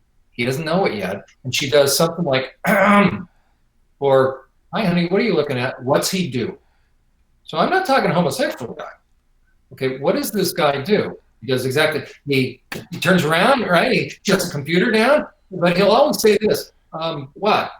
Okay? It's like, Adam, where are you? Right? What? I didn't do anything. Right? What were you looking at? Nothing. Okay? This guy's not even in jail. This is the human heart. Then she'll say, well, I know you were looking at it because I thought, no. Okay, now watch what starts to happen in this dialogue and look at what we deal with online when we start to present truth. It's simply the human heart. When the human heart knows it's busted, you're going to see this. So we see it in our 2-year-old, hand caught in a cookie jar. Honey, kid's got Oreos all over his mouth. Honey, were you eating cookies? No. Okay, fast forward to give him 20 years, now he's in mid-20s. He gets busted, and the wife says, what were you doing? Nothing. No, I saw you. No. Okay. At that moment, the conscience was trying to tell what to do. Actually, he's violating his conscience. He's not as receptive any longer, so that's why he's continuing on. Now his wife, so the guy's conscience isn't stopping him. Now, is he reprobate at that point? Not necessarily. He's getting callous, though. His conscience is no longer enough right now. So the Lord in his mercy is going to provide an extra speed gate. Now it's his wife. And instead of the guy automatically saying, oh, thank you for coming in, I have an issue. That's a very rare guy. I've never actually come across that guy. It's going to be, he's going to project, he's going to push. What's he going to do? He's doing what every person does that starts to harden their conscience They're going to try to tell the person. So you fast forward to a psychopath. Now it's just all the more profound. They're going to do this. I know what it looks like, but it's not that. What has he just done? He's now, his conscience isn't working like it's supposed to. So now the outsider, wife, child, somebody's saying, so he's not listening to his conscience anymore. Now you have an outsider. At that moment, he has a choice. He either humbles himself and reflects reality, or he's going to distort reality. Right. And the reason he's going to distort reality is this. He's already set his conscience, and all has to do with boundaries, it has to do with respect. There's two things that will help maintain respect in a relationship: conscience and intuition. It's heads and tails of the same coin. My conscience is designed to keep me on my side of your boundaries so I don't violate you by disrespecting you, which would already mean I devalued you. I've seen you less than how the Lord does. It's already taken place in my mind. Now it will work itself out in my behavior. So whether neighbor dumping trash in neighbor's yard or interpersonally. So the moment I transgress you as a person, devalue you, I have impacted you. The Bible speaks in terms of oppression. I'm now negatively impacting you. My conscience is designed to say, you get back. You correct yourself. You maintain the other person's value and dignity. The moment that person starts to become less in my eyes, psychology came along and they say that's objectification. That simply means this. We're called to love people and use things. The more selfish I become, what happens? I love things and use people. People become a means to an end. Psychology comes along, they have to justify their existence and come up with terms. Okay? But the body, it's simply becoming hardening of heart. Now, am I a psychopath at that moment? No, but I'm now on the slippery slope. If I keep that up, it's going to become easier and easier to lie. But there's other things going on. I'll start to justify, I'll become right in my own eyes. And so the degree of honesty, so my wife comes in, she says, what are you doing? At that moment, I have a choice. If I'm going to honor my conscience, I'm going to honor her intuition. My conscience is no longer stopping me. So what's left to maintain boundaries and respect? If I'm not doing it anymore, that means I'm pushing through her boundaries, pushing through her gates, so to speak. It's going to have to be her intuition, her internal radar, pushing me back in terms of disrespect. So she now speaks to that. And now the question is this. I, as a guy, I'm looking at porn. I'm just using that. I can do, shopaholics, whatever. Okay, but we're talking about porn because it's so damaging. The moment she says, I saw what you were looking at, now I have a choice. I either humble myself, speak the truth, and get back on my side, meaning start recorrecting myself, or what am I going to do? I'm going to still violate my conscience of harming it. Now I'm going to go after her internal radar system, her intuition. Welcome to the beginning of the psychopath that begins to learn. I'm going to make that person doubt and discount what they know is true. We call that reality testing. And now I want to speak to this issue. That's what's going on.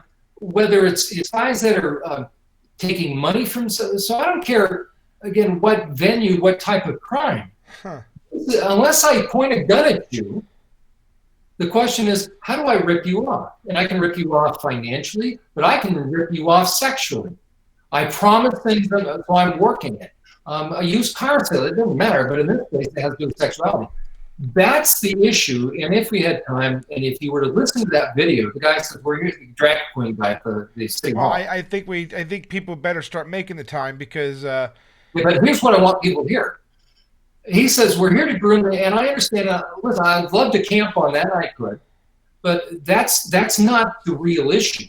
It's all the rest that he says, because what you see him then do is this. I'm being persecuted. They are hateful there. That's not true. You have people that are concerned about their kids being sexualized, and he's saying they're wrong and I'm not, and I should be able to come in and sexualize them. That's the issue. That's the predator part. You know, if he used the term grooming, I'm not denying that that's easy for me. If I, you know what, I can camp Right, on that's that. the obvious. Hey, you're grooming. We can all jump on that. Yeah. Watch how deceptive that is. He is artful in what the inmates call this great term, flipping the script. He made himself to be the martyr when in reality, he's coming into their community. He's impacting their kids in what way? Sexualizing them. Excuse me, if I take a child who doesn't have the capacity to have a sexual thought prior to puberty, let me say that again. And if you doubt that, you look up stuff about Alfred Kinsey, who floated the lie Alfred that kids Kinsey. are sexual from birth. No. You leave the child alone, meaning you treat him in a healthy fashion and he's just being a kid. Okay, we all know the stages. My wife's an elementary school teacher who had to retire before her TDR. Everybody knows that kids go through this thing. Every young kid will play it. They don't even know the difference between boys and girls. But then around second grade, maybe kindergarten, I forget the age, when they're young, all of a sudden they start to notice the difference between boys and girls, and then they'll do this group thing. Oh, girls have goodies. So now we have to teach them to do that. That's the world over. So they go from being amalgam together, and little boys are playing girl thing, girls are playing, and we don't care. And they get in the sandbox, and they all play, and nobody thinks anything. But you leave them alone enough, and you watch them start to then identify with their own gender. And that's when boys start to compete with boys, girls do girl things, and girls get catty, and boys do, okay? But every school teacher will tell you. But then there comes the point in time around maybe 5th grade, 4th grade, where what starts, depending upon developmentally, who's a little more advanced, what happens? 2 things. Everybody knows this. All of a sudden, somebody starts to get self-conscious. Somebody starts to notice, and the poor first kid that notices, right? Because then he thinks, oh my gosh, that's normal development. What triggers that in the child's mind? It's called hormone, where we go from seeing no difference between boys and girls to girls have cooties to all of a sudden, oh, I'm okay catching those, right? That's around junior high, and that's when it used to be schools would teach sex ed, because we know that, okay, we have to set boundaries. Okay? That's normal human development. And the question is this, now I want to speak to the trans stuff what's going on, because also the drag queen story hour, drag queens should say, and here's another piece, we're not homophobic. If you want to be a drag queen, stick with other adults. You don't need to be reading the kids. And there's the key right there. Drag Queen Story Hour is an adult fetish. And look, if you want to be a deviant and you want to do that with yourself, what you do behind closed doors, because the normal person, and John, your expertise here is normal people don't need parades to run around in their underwear publicly. What we do with our spouses, our significant, what the choices we make when it comes to sex and all that stuff, should stay in the bedroom, right? That's right. And here's one of the red flags, by the way, and I don't care homosexual or not, as far as, what's the definition of homosexual? You touch somebody sexually of the same sex and gender. And I don't care about the terms, okay? Sex and gender, same thing. Okay? If you touch someone of your same gender sexually, guess what? You're a homosexual. I don't care if you're bisexual or not, you're a homosexual. Own that. Be good with that, okay? That's with an adult. If you touch a child of the same gender, you're homosexual. Thank you very much. Thank you for saying that, because and a pedophile. Now, wait, hold on. What's that? Oh my gosh, I'm glad you said it, because I have been banging the drums in this, saying, they're saying, well, because the numbers are this. The numbers are, 3% of population commits 1/3 of child molestation, but that does not include the men who are touching little boys. They're saying, well, they're not really gay. I'm like, and I said the same thing you said. If you are attracted to a male, you are gay. If we put that demographic in those numbers, that 40% of child would shoot up to over 75% of molestations being done by homosexuals. But because of the agenda, because they don't want that out there, they minimize it, and they change the terminology to say, well, they're not really gay, they're pedophiles. They're attracted to both. Let me speak to that issue. And here's from as I was working with these guys, I was trying to figure out, again, a paradigm to figure out, okay, what am I seeing, and how do I make sense of all the different types of sex offenses, adult and child? How does this happen? Kind of important for a couple of reasons. Public safety. You want to find out whatever happened to this guy. Is he different? He's either going to max out, and then you still want to find out, is he safe? Or if he's trying to get out earlier than later, sooner rather than later, the question is this: is he safe? Are you going to give your stamp of approval to that guy? Because psychology always has to be involved in the trial defense, Right. in the report. Okay, and that's the dirty little secret out there. If you hear of a child offender or an adult offender, meaning an adult on adult, if Right. they go out, their dirty little secret is this: why aren't the psych staff and the prison staff ever held responsible and sued? Huh. Because I can tell you behind the scenes what happens is this. If a guy was called maxes out, let's say a guy does 10 to 20. So does that mean a child who's groomed at one of these pride parades that the city allows, shouldn't they be allowed to sue the city for allowing that to take place and them to be sexualized, or the public libraries? Should they sue the libraries for, hey, they're children, right? They don't really have a choice. There you go. I think that makes a strong case. Okay. So behind the scenes, this is an aside, but this is important. If an inmate gets out early, the process was this: the entire key administrators had to do thumbs up, thumbs down, but he's also, depending upon if he has a violent offense. There's a couple different definitions, but any sexual offense against a child is called violent. It doesn't matter how it happened, whether manipulated or at the end of the night. It's still called a violent offense. Automatically, psychology will see two people in a category: mental health and violent offenses required. It requires then a psych eval. That psych eval goes to parole. Parole doesn't know this guy. They're not, in Pennsylvania, 9 parole members. How many inmates are getting out? So they rely upon psychology. It's sad, but here's the reality. The average psychology staff member is simply assessing for mental health issues and orientation. They're not speaking to depravity.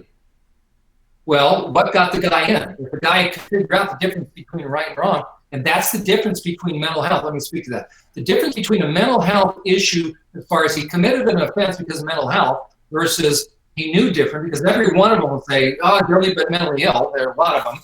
Okay, there's an easy way to figure it out. What is this? Crazy people are consistent in this sense. They won't hold the case. Crazy people are consistent. Right? Crazy person, he's at least consistent. Why? Because he's crazy. That's okay. That's a good point. But very simple. If you had a guy that tried to hide his tracks or tried to, here it is. I would say this to the inmates, that if you pulled the blinds down before you did what you did, you're not crazy and you're full of it. You're a perp, and you knew you were trying, you had it planned, because why are you going to pull the shades down if you didn't know what you're doing was wrong? Simple as that. Ah, okay. That's a good point. That's a good point. Okay, it's as simple as that. If the person showed that he had a plan, he had thought about it, wasn't impulsive. Okay, there was a story today, a really horrible case where a guy did a double murder in the family. And, you know, I think from what I read, it was truly a mental health issue. It's horrific. Okay, so there are those cases, but you don't have, if there's planning, forethought and intentionality is what you always look for. What are you going to see? Did the guy think about it and plan a way so that he wouldn't get busted and he could get away with it? I don't care if you're talking about sex offense or not. Okay, but if there was that kind of thing going on, and what also do you see in that? If it has to do with another person. So if you're going to break into somebody's house, there's forethought and planning, but it has to do with taking sexuality from someone. You're either going to do it at a gun, now you know you're busted, and then you got to figure out if you kill them or not. Or if it's going to be molestation or you're going to work it, the question is this: how do you get them to comply if you don't need a gun? I mean, you have a gun or they're going to comply. How do you get them to willingly not scream and run away? You're going to play with their mind. So you're going to manipulate them. Okay? And so here's where, by the way, minor attracted adults or persons, that's a lie, it's a deception. Here's pedophiles. Okay, here's what they're trying to do. Pedophiles. Here's what they're trying to do. They're parsing things. Why? Because pedophiles are trying to spin the narrative to say a pedophile is only somebody that does this to a child. Right? I want everybody to understand this. The deception you have with language is profound right now. And they will say this: a pedophile is the kind that does this to a kid. Are we watching? Okay. Yanking, grabbing, horrible stuff. Okay. They'll say, that's a pedophile. We've got to stop pedophiles. Yeah. Okay. You know what percentage of people do that to kids? Because you're going to get busted. Okay. That's about 1% to 2%. Those are the snatch and grab kind. Okay. That's not how pedophiles operate. Pedophiles operate this way. I want And it's not about sex. Remember, because you can't get sex out there. It's not about lust. By the time somebody has consumed enough porn, and what about prior porn? Oh, did you have any pedophiles? Of course. It's the same process. It was always deviant. It just took a little bit longer. So Sodom and Gomorrah and all that stuff, but I don't think there were any kids in Sodom and Gomorrah, quite frankly. But by the time someone is harming a child, here's what's important. They've gone through a progression, a downward, the slippery slope. Everything about them is inverting. They're hardening their conscience. As a matter of fact, the definition of a psychopath, reprobate, is this: no conscience, meaning it's gone. Right. You look at brain scans. So that would explain why things are getting worse, because they don't put the shades down anymore. Now they're so comfortable with it, they don't need to hide it because they don't think they do anything wrong. No, ready? They're that confident.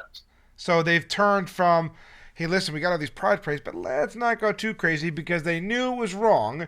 Now they don't, so they begin the process of turning into psychopaths and pedophiles. So really, it's kind of the church's fault for just allowing it to progress like this instead of stopping it way back when it started. Absolutely. Okay. And again, we're not just talking pedophiles. You need to understand that, because there's a progression to get to pedophile, and I write about this in charts. Okay, because I got this from the inmates. Over 11 years, I was digging, and you start to piece stuff together, and then they also come out with what they do. There's a progression, and it always starts, and you're not going to see this in the literature because they don't want it out in the literature, and none of these pedophiles are also going to describe this. It always starts with porn. What about prior to porn? There was deviance. You can get dark and deviant. Before the internet, there were Playboys. Before Playboys, they could still get dark and deviant. It just took longer. Well, now porn is free, too. Everybody has a cell phone. Porn is free. In the year 2019, how many kids have one of these things? Yeah. Okay? You cannot find, and you cannot tell me you can find, one sex offender that's not busted with porn. Okay? Pedophiles are busted with child porn, 100% of them. Almost every time, that's true. So year two, we can talk hypothetically. No, he didn't say there were no kids in Sodom and Gomorrah. He said he didn't believe that children were being molested in Sodom and Gomorrah. No, what I meant is this. How many parents would willingly move to the Castro district in downtown San Francisco? Well, I mean, you would be surprised. I mean, No, absolutely. I understand about child trafficking, but let's say some of these parents. Okay, so let me give you one scenario quick. We were in Evansville, Indiana, and it was cold. It was like 33 degrees, 35 degrees. It was raining. You know, we're Christians. We're out there preaching, and you know, I said something to you the other day, John. I said that these people hate us more than they care about drag queens. Now, what I saw, and I have on video, okay, I saw these parents out in this cold weather with their children. I'm talking little children. There was one out there, a special needs child. You could tell, I think he had Down syndrome. He no more than maybe 2 years old. Out in the 33 degree weather while it's raining. Now, dad and mom made sure they had hoods on, but the child they were just holding left out in the cold. These people don't care about their kids. Their kids are nothing more than props. They're an ends to the means. Oh, look at me. I'm so woke. Look at me. You know, I'm going to take my kids now. I believe, you know, after listening to you, I think these parents want access to other kids, so they have kids, so they get access to other kids. They're bringing these kids in here, you know, and I've said this before, John, and I'll say it again. There's no such thing as a 4-year-old transgender. That's like a vegan cat. We know who's making the lifestyle choices. Right. And so that's a good point. Now, can I think through, could I see people still hanging out inside? Yeah. And that's good. And that's important for us to think through, because look what's happening now, and this is all part of them. The increasing deviance of our society. You can't even watch a football game and the commercials come on. It used to be the joke that when my kids were growing up, what is Joe with the 4-hour erection? And my kids are looking at me like, what's that? Yeah, but that's mild now. Okay. Now you have Truvada for prep. They have Truvada for prep being put out there with all kinds of these. That's right. So anybody that has any sense now knows. Every year, it's getting worse and worse in terms of sexualization. What you look at movies back in the 30s and 40s or 50s and right. What's happening? It used to be that you couldn't even show a husband and wife in the same bed. Back in the 40s or something, right? You look at the older films. Now, but again, everything is progressing. Everything is moving darker and more deviant and more lustful. Okay, that's unfortunately the way it is. But now the question is, who's doing that and why? Right. Let me get back to predators for a moment, because a couple of things people need to know, and then we'll talk about deviance and then what to do. Somebody asked a question real quick. It scrolled up. They said, "Can somebody be a sociopath, psychopath, and a narcissist all at the same time?" I would say yes in this sense. The best way to view it, and I'm gonna hold up my little chart here. Let me see if I can get it. And this is on the website too. If anybody can see it. Okay? Yeah, again, you guys, because he obviously he can't talk about everything today. We'd be here for the next year. Remember to go to his websites, survivorsupport.net and churchprotect.org. Talk to your pastors, talk to your youth leaders especially, and say, hey, do you know how to recognize a predator? Do you know? And they'll say, oh, background checks, but here's the problem. Background checks, public background checks, like been verified, guess what? You can remove your information from those search engines. You know, so do you know? And not for nothing, but you know, what is it, John? The average pedophile, it has like what, 1,000 victims on average before they get caught? I don't know about 1,000, but hundreds. Hundreds, okay. So do you know how to spot these psychopaths, these pedophiles? Do you know how to, that's what he does. Do you know, he's giving us right now these tools. And if you want further training on this, and we'll talk about this when we're at the end of this whole thing, because I want to help John, because I know a lot of you guys are interested in Christian counseling or whatever. John is actually going to be setting up something for training to teach people and everything else. And, you know, as I said earlier, this is a man who is bringing things out that the world doesn't want us to know. This is a man who can't, I mean, I'm just going to say it, and he may, you know, he can, you know, confirm it. I know this from my own experience. This is a guy that probably can't even get a job at Walmart anymore, because now that he made that quote in the Christian Post, the liberal world is going to hate him. So we as Christians need to encourage him and help him so that he can continue to do this work and expose this evil and train churches and train other Christians on how to spot this and how to deal with it effectively before it gets to the point where it comes to your town and you have naked men running around in front of children and having people go, "Aw, isn't that cute?" And I very much appreciate that plug. And also, so we have a member section right now. It's a donation, right? It's $7 a month.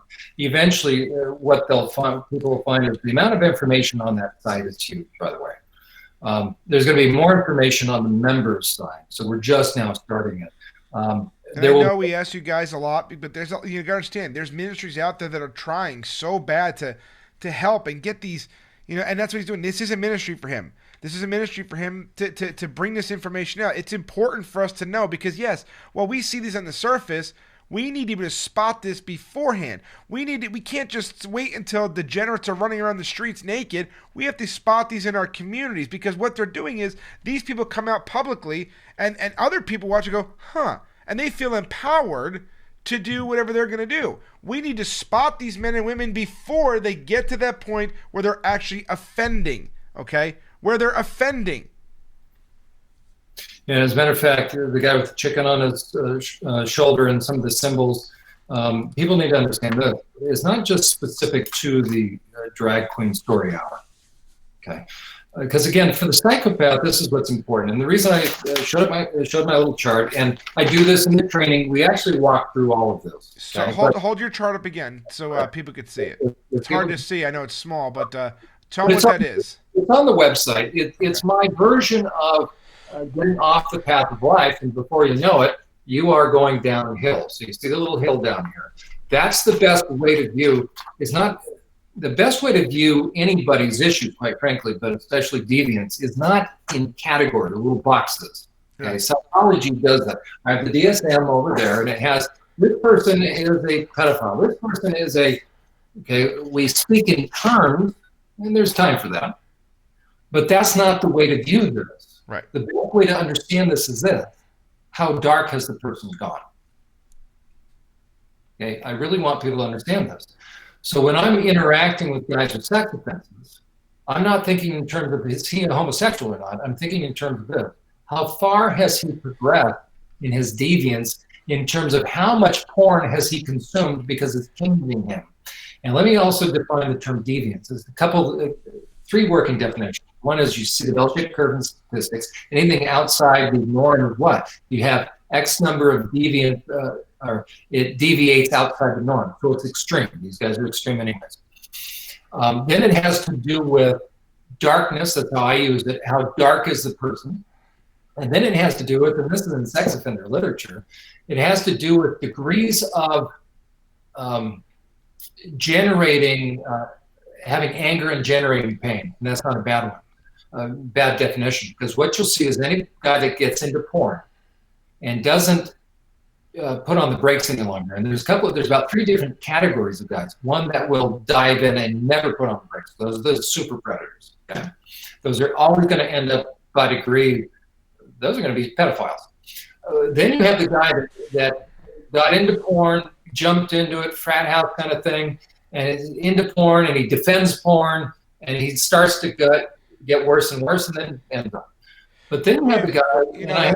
That's funny, real quick, because we get trolled by homosexuals all the time, homosexual supporters, and 90% of them. Now, look, I don't watch porn. I don't want it. I don't want to see it.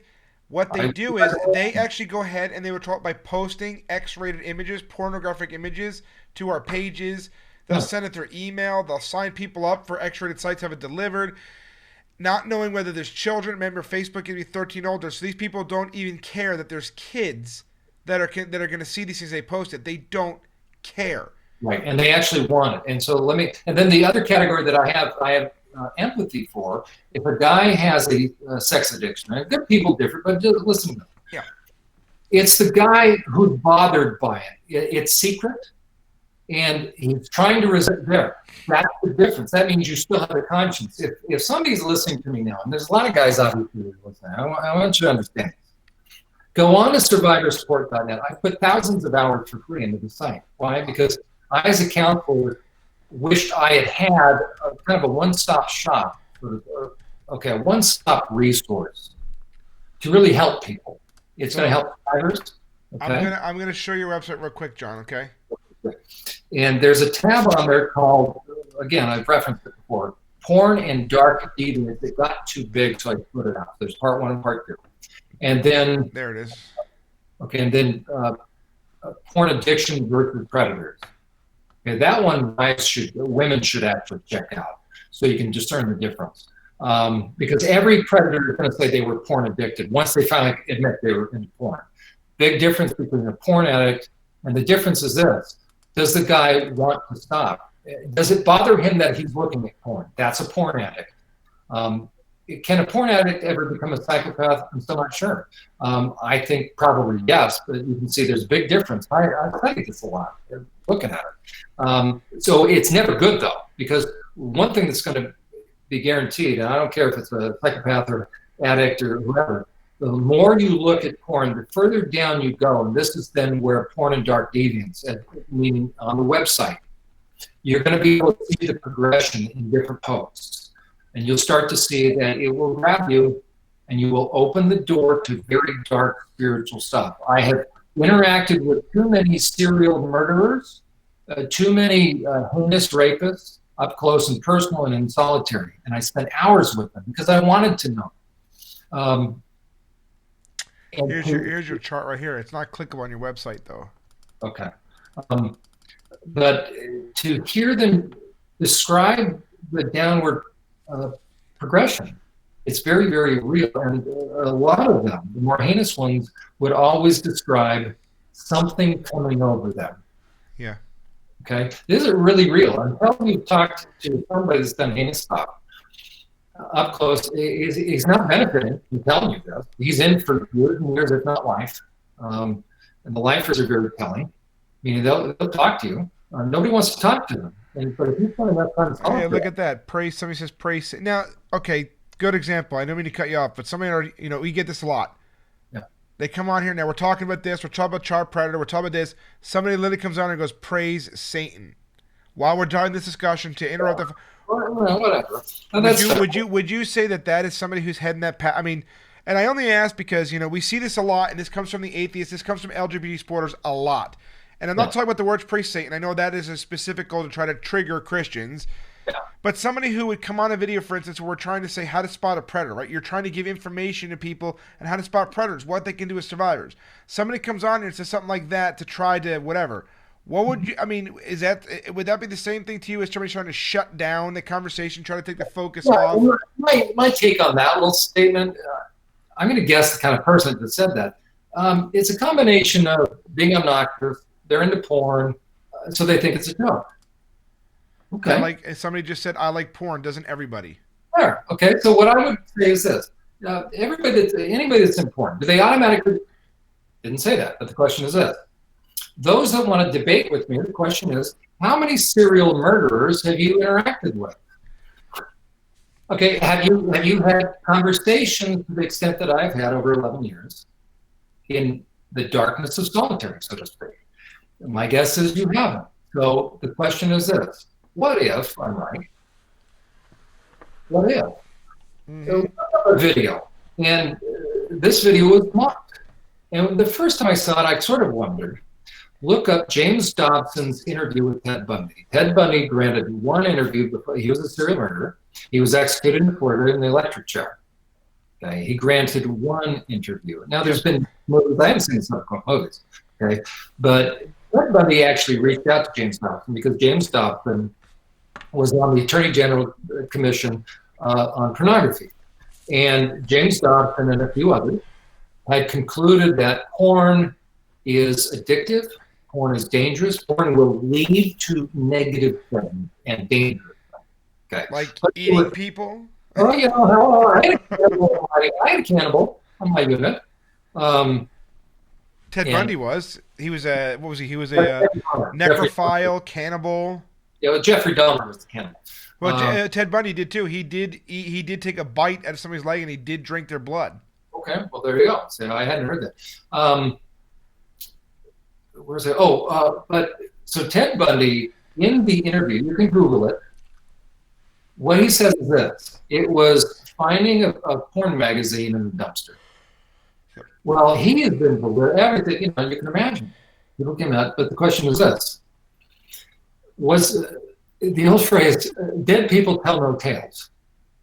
How about a deathbed confession? Are those pretty legitimate? Generally speaking, if somebody has nothing to gain, I would say yes. Okay, this is pretty important. If you're saying something, the question is, why are you telling me something?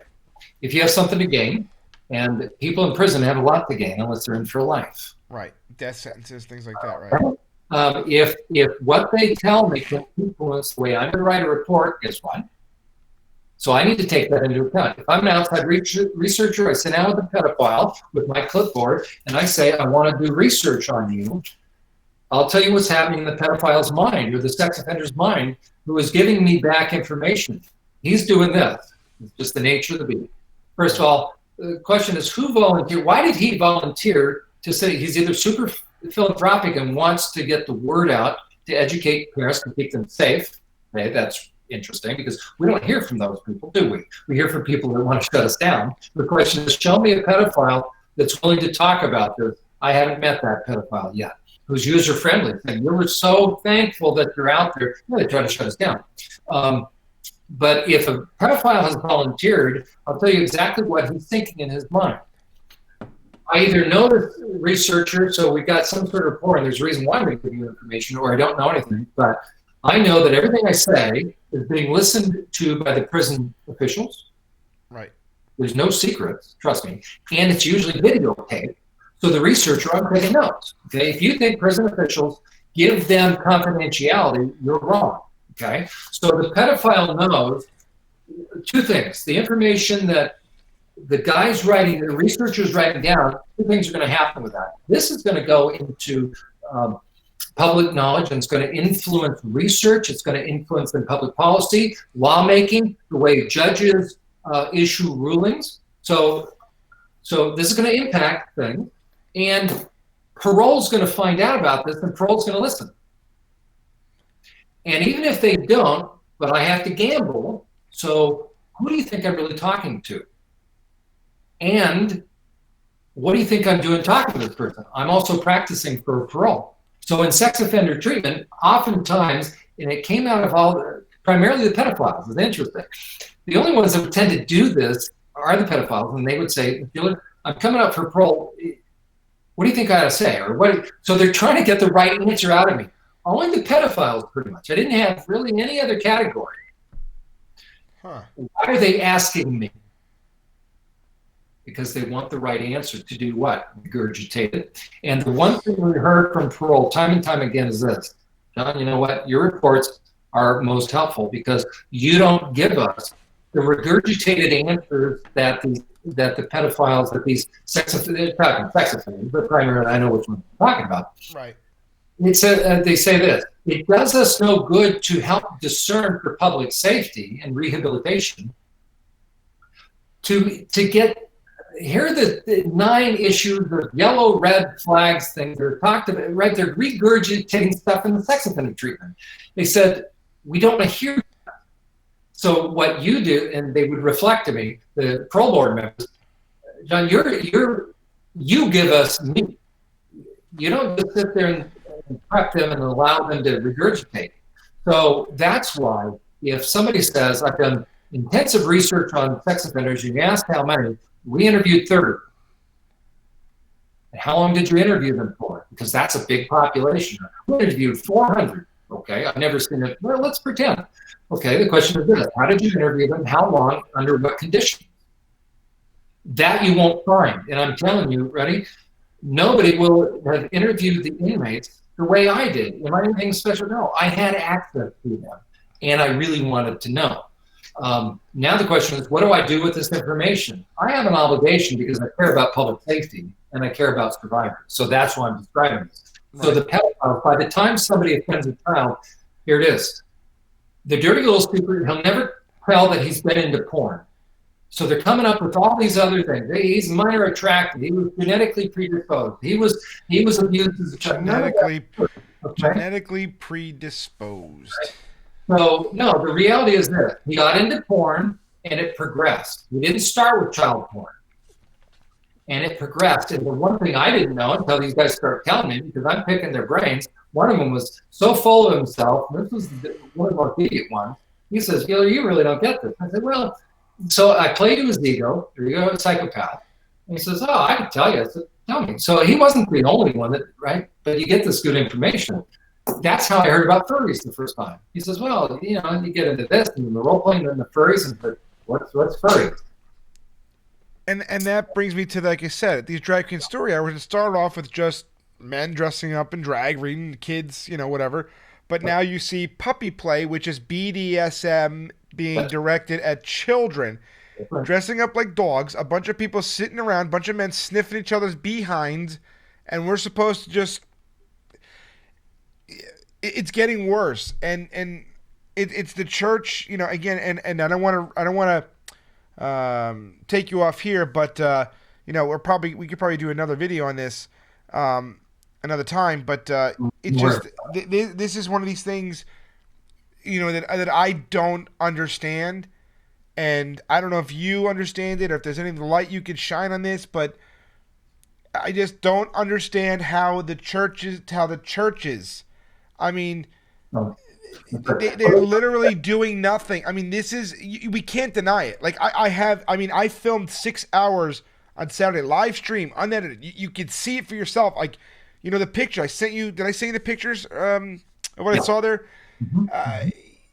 How could you deny this? And how could Christians just, I mean, not do anything? Right. Let me respond, because I think there's about 4 reasons. One is porn. Okay, so a church has to get serious, and not in a legalistic smacking people, but we take it seriously, because that's not going to solve it. The only way for guys to stop using porn is for them to get their conscience back and realize the impact. If a guy doesn't care, he doesn't care. Then you got deviance going on.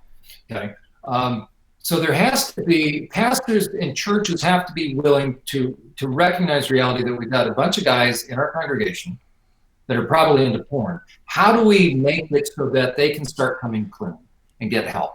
Can you as a counselor, can you offer that type of counseling for churches, for people who say, listen, you know what, John, I have a problem. I'm addicted to pornography. I can't stop watching. I try. I don't want to. And I'm talking about the repentant ones, because repentance means to change your mind, right? So if somebody genuinely wants to stop, That's right. are you equipped to help them? Yes. And I recommend, I've got seminars I can do right now. So Okay. so anybody watching this video, whether you're watching with us live or whether you're watching it after the fact, if you are stuck in pornography, if you have a problem and you want to stop, look, and I'm sure John will. He's a counselor. He's licensed to the state, so everything has to be confidential. He's not going to go, "Hey, so and so is addicted to porn." I want you to reach out to him, and I want you to, see what he can do. And I want you guys to donate to him for this because, this is something that really needs to be addressed in our churches is this pornography issue because I know John says it's higher and he's probably right. Statistically, 60% of people have admitted that they watch pornography. Now, it's probably hard because a lot of people don't admit it because they're either married, they have, they're pastors or what have you. So it's something that we do need to deal with. It is a slippery slope, and we see that the consumption of pornography as it's been made more widely available, easily and free. We see this society, so there's definitely something to this.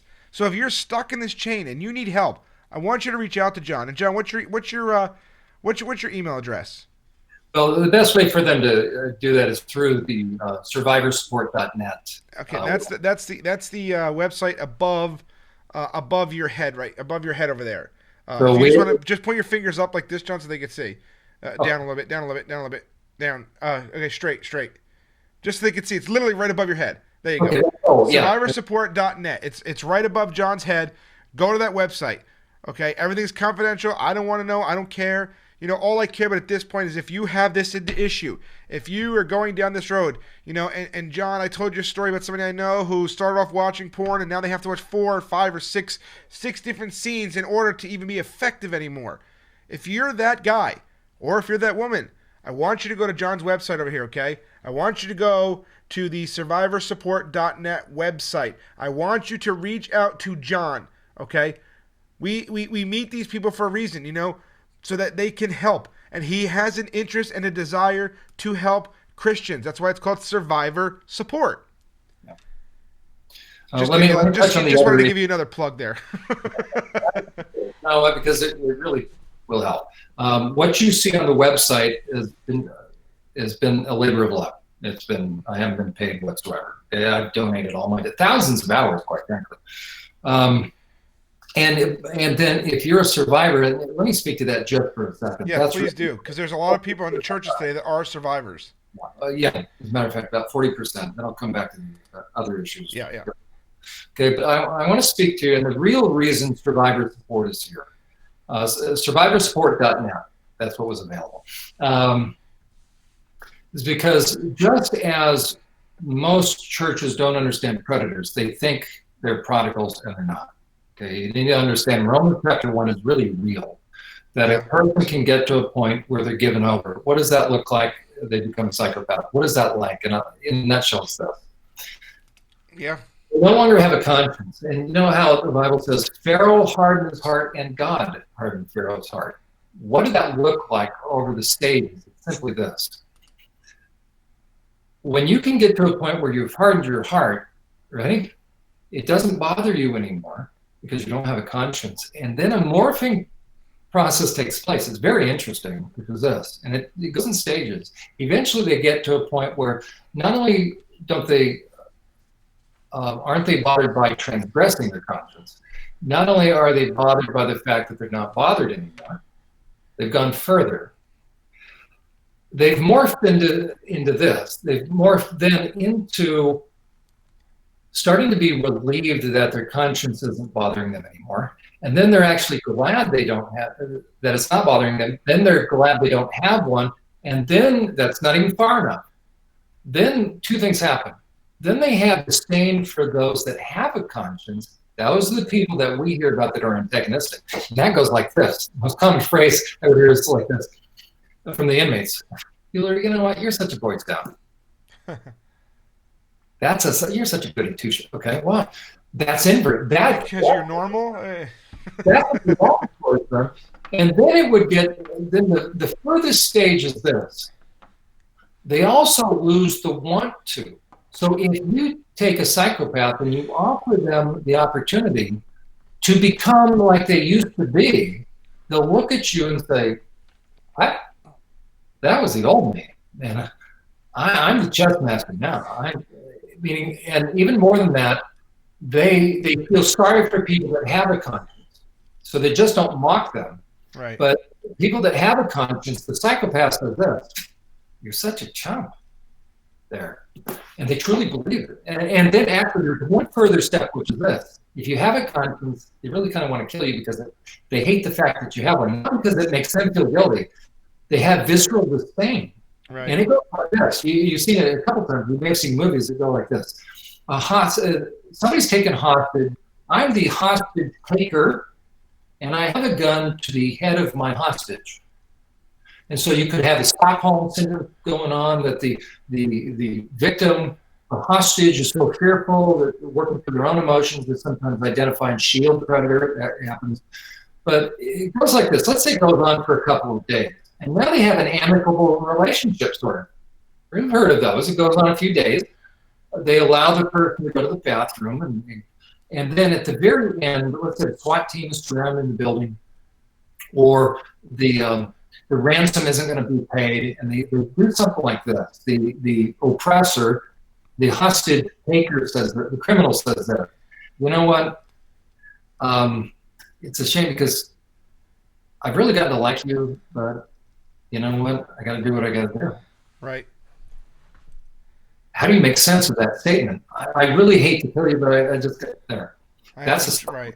And what they say, now that's criminal, right? That's shedding blood, meaning that's a body count.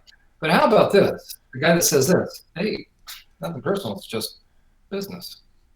That's a psychopath. Okay? Like somebody that can go online, hack into somebody's bank account, and do what? Take their money. Okay. Why don't they feel badly? As a matter of fact, in the psychopath, part of that morphing, what happens also is this. It becomes a game. It's no longer about the thing. It's about what? The effect.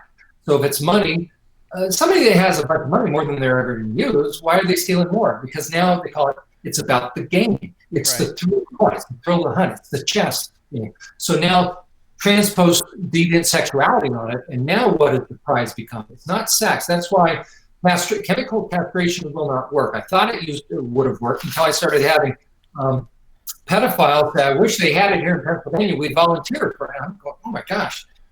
But then it made sense. The reason they could get out, they know they could get out early because the parole board is going to think what? Society thinks they're no longer a threat because we have projected onto them that it's about lust and they are right. sexually. It's not. They've become psychopaths, so what attracts them is this. And some of them, I mean, they use a crass term, but we're familiar with it, they can't even get it up. Yeah. As a matter of fact, they can't get it up unless there's pain. That's part of deviance. Yeah. But I would think something like that because of, I mean, and I know that pedophiles have what, like a 90% recidivism rate or something like that. But the fact that they can't, like you said, for lack of a better term, get an erection or whatever, wouldn't that make them try harder to get one? No, and I'll tell you, because again, it depends upon where. When they go deeper and darker to try to get one because they can't, you know what I'm saying? So it's kind of two things. And you watch the porn. It's always going to match the porn. So I want people in churches and whatnot. Again, that's why we're not concerned about labels. We're not homophobic. Right. Okay. Right. You want to think in terms of how far has this person progressed, and guess what? There'll be lifestyles that match. That's how the two mesh. So the further darker and deviant, you know the person's acting out what they're watching, garbage in, garbage out. So for a person that morphs into psychopathy, what they get off on, using that term, is being able to see in the face and in the eyes of the victim that I'm stealing and I'm destroying, and I'm marring and I'm scarring, and I'm changing the personality so they'll always remember me. High school guys would say, oh, I got a notch on my belt. I've taken something. I got something. Okay? That's part of deviance. In psychopathy, you're not taking, you're doing too. Big difference. And that's why the psychopath, the sociopath is all used car sales. Psychopath, in a nutshell, is this. And that's why it just doesn't have to do with sexuality, okay? A psychopath, the way you find out, they have to have the last word, the last say, and the last laugh. That's a psychopath. So they'll go to war. Why? To cause pain. That's how you know you're dealing with a psychopath. So, the old joke about mothers-in-law, I'm kidding, right? But as a matter of fact, you want to see a non-psychopath, you watch the movie Tangled. Remember the kids' movie Tangled? Go back, it's a Rapunzel. So she's in the... Okay, yeah. You watch Mother Gothel, and whoever wrote the song "Mother Knows Best," that is a psychopath song. It's perfect. Okay, she's flipping reality. She's dismantling Rapunzel's intuition, the reality testing. So Rapunzel is saying, "I'm beginning to wonder if there's life outside of this tower," and so Mother Gothel has to tell her, "Oh, honey," and she flips 87 different ways to keep her contained in the cult, quite frankly. But you see at the end of the movie, when the gig's up, and you see it in Rapunzel's eye, they did a wonderful job in that film. All of a sudden, when she realizes Mother Gothel doesn't love her, but what? And you see it in Rapunzel, and Mother Gothel knows when the gig's up, and what does Mother Gothel do at that moment? She brings out chains. Right. Okay, now the mode has changed. Why? Because the old method of manipulation ain't working anymore. So whether just the white-collar psychopath or the sexual psychopath, you'll always see that when they find out the old ways of manipulation the person's caught on, now we'll flip it. So whether it was with Jeffrey Epstein, now whether it was Raniere, whether it was some of the people that people probably have dated, when you start to put boundaries and you start to catch on that, wait a second, this is not mutual. You've been taking, and you're going to see the person morph into a couple different, actually, it's like the werewolf. Now all of a sudden you start to correct. But it just didn't change. What did they do? They finally revealed their nature, but they were that before you met them. Right. They worked with it. Okay, now layer sexuality on top of it, and welcome to people that are coming into our churches. Welcome to these deviant guys. That's why they're driven to shut us down. Why? Because we're giving up the goods. We're letting people know this is not about cute little story reading. This is methodically this is scripting the minds of kids, and it's working on their boundaries. Because if I can get a kid to normalize in his mind deviant sexuality, or that it's okay for somebody to get close to me sexually and start adjusting me sexually and doing all sorts of things, well, guess what? Why do you think Keith Raniere tattooed adult women? Because every cult member knows this. If you touch somebody sexually, and I use that metaphorically, if you can impact them sexually, you own them. So you hear those women when they came through and they say, "I can't believe I subjected myself to branding." Well, those are intelligent. Those are adults who are intelligent. Yeah, I was going to ask about that, because you would think adults like me, like, when I heard that story about Nexon, I said, how does a grown person, like, I like cults. Okay, how does anyone even get involved in a cult anymore? I mean, I understand the whole family dynamics, but to literally let somebody you're talking about grown people who seemingly came from normal backgrounds, normal families. How does one get to the point where you allow somebody to say, "You know what? You are literally mine. I want to burn into your skin so that you'll be forever marked as my property"? And I'll tell you exactly how, because the predator knows psychology better than the average PhD person.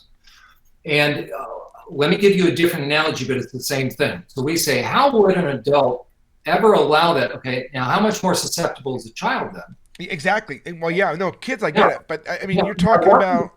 Because here's another reason why churches permit this, because they don't want to rock the boat. They don't want to open a can of worms. Yeah, because there's survivors in their churches right now, and there's predators, and they probably know that pastors or elders, so-and-so, and you know what? We're just going to brush it under the carpet. The Lord never wants us to brush anything under the carpet. Right. That's called dysfunction, the fancy term dysfunctional. All this means a dysfunctional family is simply this. I take truth and I sweep it under the rug, and now it becomes a landmine, and everybody has to, now it's the elephant in the middle of the room, we all have to dance around it. That's toxic. That's a cult. So whether it's in a home, whether it's in a cult, whether it's in a church, if you have a situation where there's no truth, okay, we are called to speak the truth in a reasonable way. The verse says, speak the truth in love. What is love? It's Galatians chapter 5. but I'm putting it out. The confrontation is not me smacking you around. Confrontation simply means this: I put in front of. And if a family, if a husband and wife or a relationship, a parent-child, if truth cannot freely be put out there to be discussed and analyzed, you don't have a relationship. That means you have one person that's selfish, that's benefiting, and doesn't want truth, and therefore they're going to suppress or they're going to shut people down. Now, another reason why churches aren't tackling this and taking it serious is because one thing that goes hand in hand. Remove the label of sexual abuse, the same dynamic for domestic abuse is going on. And tons of lesbians talking about this, and they'll say, you guys talk about sexual abuse, you talk about abortion, but you'll never talk about domestic violence. And I say to them, you're absolutely correct. Because, and here's, if I have domestic violence all the time. Okay, but here's the thing. If I have anybody listening that are lesbians, what I want you to hear is this. God is not about covering up people who fake. You have people faking all the time. So people that fake pastors. You have people that fake being parents. They're not parents. They don't care. You have people that fake being teachers. You have people that fake all the time. But the most insidious thing, and that's why so many in the lifestyle convince more women, but that's not a sexist thing. It's the reality. That underneath the surface of the anger towards men is probably a man that perpetrated and a man connected to the church. And so if 40%, approximately about 40% of all women, that means 40% of any congregation as far as women, about 20% of every guy. So you have in any congregation up to about 40% sitting in the audience. The pastor doesn't know much from week to week what's going on in people's homes or in their lives. Okay? But you have people that probably, when I go speak and I talk about survivor issues and abuse, it's guaranteed that during intermissions, guess who's going to come talk to me? Understandably. Now, part of that's very understandable because that's why taxi cab drivers, bartenders, people that do hair and nail people are like quasi therapists, right? Right? There's sometimes a reason why you'll talk. Like the old joke, the bartender sitting there, you go to the bar and they, not that, I mean, I'm not saying Christians drink, so don't take it that way, but that old joke when that TV show Cheers, you go to the bar and the bartender say, what's your problem? The guy sitting at the glass with the, quasi-therapist, listen to, There's also, and here's part of it. Chuck Swindoll was the first one to kind of make me think about this. He's right. He says, why is it that people are more free to tell a bartender their issues because they're not going to be judged? That's a huge issue. Now, are there standards? Of course there are. But you can't have, the church is supposed to be a hospital. I will have to disagree on that, and let me tell you why. Yeah. I don't believe the church is a hospital because the goal of a hospital is to get better and leave. The church is the body of Christ. And I'm talking in theological terms now. Yeah. That, and I say that because we do have pastors, and you're talking about psychopaths. I know one in particular. I talked to you about him the other day. And he teaches this message of perpetual brokenness. That if you're broken, you come to church, and you're in church, and it's like the pharmaceutical industry. We're gonna give you a Band-Aid. We're gonna give you aspirin. Because there's no money in curing anything. There's only money in treating the problem. So we have pastors today that it sounds humbling. It sounds great. The church is just a hospital. No, the church is not a hospital for sinners. The church is a place for saints. The church is there to meet the needs of the local community, to have men like you, to go out there and say, hey, listen, you know what? You're struggling. Come here. Let me help you. So they can get past it, so they can become members of the body of Christ. Perfect. So let me qualify what I was saying. Would I agree that the church is for someone perpetually to be in? Absolutely not. What I mean is, like Jesus said, I didn't come for the righteous, but those that need a physician. Okay. The church, ideally, it needs to be the place where there is honesty, vulnerability, where I can disclose all my stuff, not for the purpose of wallowing it and not getting better. Right. No. Right. So you can get better. That's it. I have to bring it to the light. And therefore, everybody knows the power of confession. Everybody knows the power of AA and that kind of what it means is this. And this is important for survivors. And that's why churches, and this is where my heart is, once we protect people from the predators, and so that's where we need to know the red flags. Because if someone's a reprobate, if someone's an apostate, if someone's a psychopath, they're never going to get better. So all you can do is protect. my concern is a lot of these guys know the lingo. They'll come into churches, especially coming out of prison, and the question is, what do pastors do? If you don't have a plan right now, you're done, because they're going to work you. And here's the other thing. Part of the reason why churches don't do anything is they have a poor theology of love, a poor theology of forgiveness, Right. and a poor theology of what is sexual deviance about. They assume it's just love and lust, and everybody's struggling. Until a church gets the issue of forgiveness right, I'll give you in a nutshell the proper theology, which is this. 1 John 1:9 is our pattern. Okay, if we confess our sins, He is faithful and just to forgive us our sins. But we have to confess them. And real quick, I don't want to cut you off, but I have somebody right now who's watching, and I'm not going to mention her name, but she is a victim of what I believe is psychopathy. Let me tell you why. And this is happening in churches a lot, John. And if you could speak to this and her real quick. Again, I didn't mean to cut you off, and I apologize, but she's watching right now, and I want to say this before she goes off to go to sleep. She was somebody who poured her heart out to her pastor in a counseling session. Her husband, and the pastor used what was said to him in counseling, stood up in the middle of church and blurted it out and berated her in front of the entire congregation because she knew about his sexual immorality. Literally, and then tarnished her name, used it with synonymous with a gossip and a backbiter when he said, you don't want to be like so-and-so in the church, because she outed him for his lies, his sexual promiscuity, his adultery. This is a man who has 1 million people following him on Facebook. A man and who has literally, and when he lied and got caught in the lie, just deleted the video. Now, I still have the video, but he deleted the video. This is a man who has followers, okay, who literally worship the ground he walks on, but they don't know that he has literally used his pulpit to bully and beat people. And this is something we see a lot of in churches. And I say she's a victim because of a pastor took his position. I would just like for you to, if you wouldn't mind, just speak to her real quick about her victimhood, and should people be afraid? What about these pastors that are doing these things? Would you say that they're psychopaths just because you're a pastor, just give you a title of pastor? If your behavior is something like that, if you're willing to take what somebody says to you in confidence in pastoral counseling and use it to berate them in front of your entire congregation, what would you say about that pastor? And the people following him, what should they know? The first thing they should know is, what does it take to be a pastor? I can mail away for a certificate in the Bahamas for $39. That's all. Maybe not the Bahamas right now, but yeah, that's right. All right, I'm meaning mailer. I can create a certificate. Right. So the first thing people need to do is go read something that was written 2,000 years ago. It's called, remember Peter, the guy that denied the Lord and all that. There's a perfect example of some guy that fell and came back. Okay. 2 Peter chapter 2, read that. It's going to talk about, so 2,000 years ago, it was predicted the psychopaths are coming into the church. Yep, they are. They're perfect. You better be able to discern. So it is not spirituality not to be able to discern. What it is, it's the greatest form of being inept and allowing evil.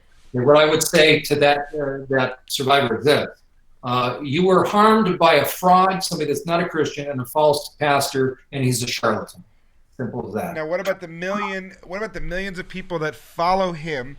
Huh? That maybe, because like I said, we're on Facebook. How? Because again, I don't want. We are running out of time now because people are starting to doze off, and we're starting to lose our audience. And we could certainly do another video another time, but.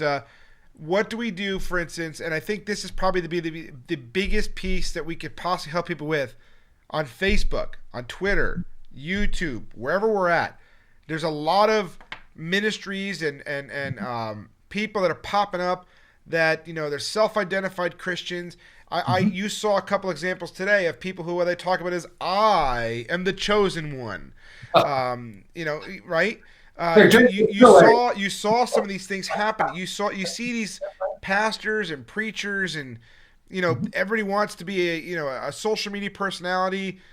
how do we identify, if there's a way you could think of, how do we identify a person who can really be anybody they want on social media? You can hide who you really are, but I mean, I notice a pattern of, you look at the big social media personalities, Pastor Greg Locke, actress Mommy, Josh Feuerstein, and one thing you'll notice out of their millions of followers is nobody knows them personally. All the people that follow them, all the people that comment, nobody actually knows them personally. Now, I would think that if you're that big of a person, you should at least have your family or somebody that comes on there to, speak for you and, whatever. I mean, I have people that know me personally that talk on my stuff all the time. So these people don't have anybody personally they know. Is that a flag, number one? Number two is, in this, this Facebook age. I mean, you hear stories about how predators are trying to take advantage of children using games like Fortnite and what else is there, the Snapchat or wherever else. How can we identify, what are some characteristics or red flags that you could say in an online environment that we should look for to identify these types of predators? What would you offer as advice and things that we should be looking out for on Facebook and Snapchat and Twitter and things like that? But to bring it back to that survivor, and the reason I said the guy's a fraud is every cult member, every predator will flip everything. And they'll say something like this: I'm legitimate, you have to prove that I'm not. Now, some of the perps are going to say, that sounds like, no. Right? You can't really prove a negative. Right. But I should be open to people evaluating me. A cult leader is not above or really. Okay. Anybody should be able to be assessed. And if I take, like in the gal's case, if somebody takes something that I have said in confidence and they use it as a weapon, they're not a Christian. I agree with that. Do that. And so, unfortunately, this guy's fraud. Now, somebody say, how can... But these are the men and women that are becoming the face of Christianity. That's and Christians aren't, because again, we're talking Facebook, we're talking YouTube.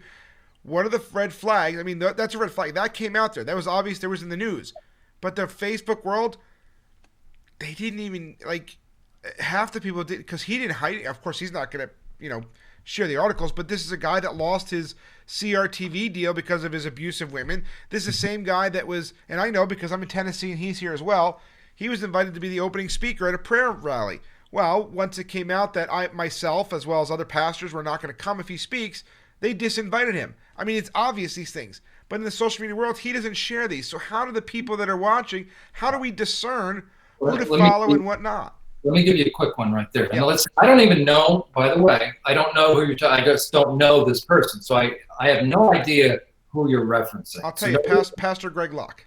Okay. I still don't even know who he is. Okay. If he's listening and he were to say, how dare you, which he probably would, how can you say I'm not a Christian? How dare you? What I'd say is this: simple. Fruit. Prove you are. Fruit. I don't need to put number one right there, because that means he's egotistical. Right. So what I would say is this: if someone has been hurtful or damaging, it's now incumbent upon them to prove that they're not what they've demonstrated they are, which is hurtful. So easy way is this: if he humbles himself and publicly owns everything, meaning he makes reparation. It's Matthew chapter 5. If you're at the altar presenting your gift, that was Jewish. If you're at the altar presenting your gift and you suddenly remember, interesting. So Jesus is saying this: if you're going through the motions and you suddenly remember what? And that has to do with conscience. If you suddenly remember, I'm going to use a Greek term, that you've been an ass. Okay. If you suddenly remember you've been it's a biblical word, so it's fine. Okay. So you're at the altar presenting your gift.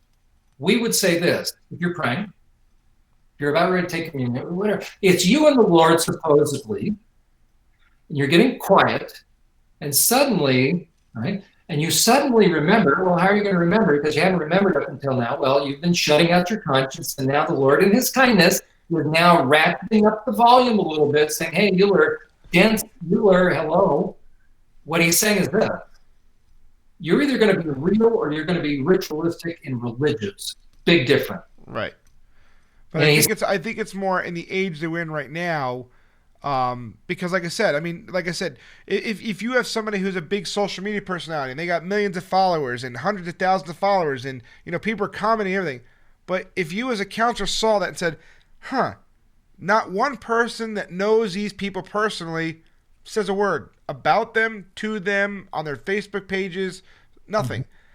Would that be a flag for you that if you see people that have this much adoration of people that don't know them, if you don't see people that do know them that can vouch for them on social media, would that be a flag for you? A flag in a way. I don't really follow a lot of people. I listen to different pastors. But the biggest flag is this. How do they treat people? That's all. Well, that's the thing. I have a unique perspective because I do what I do, and I am considered. Yeah, I'm considered a social media. But again, I want to learn and I want to teach others too, because you saw a conversation today with somebody who professes to be a Christian, somebody who I stood with until the stuff came out. You saw the comments that this individual made. And that's where you're going to assess it. That's right. And if somebody gives the characteristics of the cult, what I would say is this, to a Christian or not. Open up the book of Galatians and read Galatians chapter 5. That's a good checklist. 1 Corinthians 13 also. 1 Corinthians 13, by the way, is only applicable when you're angry. Right. Okay, by the way. So when you're angry, look at 1 Corinthians 13 and see what comes out of your life, and there's an indication to what extent you're a loving person or someone else's. Galatians 5 should be it defines it. It's kind of nice that we have it in black and white. Well, before since we're losing, I know you guys are going to sleep, but I want you to do is, I want to take up kind of an offering for John tonight. So before you hop off, if you're still watching, if you watch later on, I know he didn't want to do this, but I'm going to do it anyway. The church needs to start stepping up in our giving to each other, because we do have men and women out there that are trying. And ministries like ours, ministries like John's, ministries like the many, many other men and women out there. You have the street preachers in Mississippi. You have them in Missouri.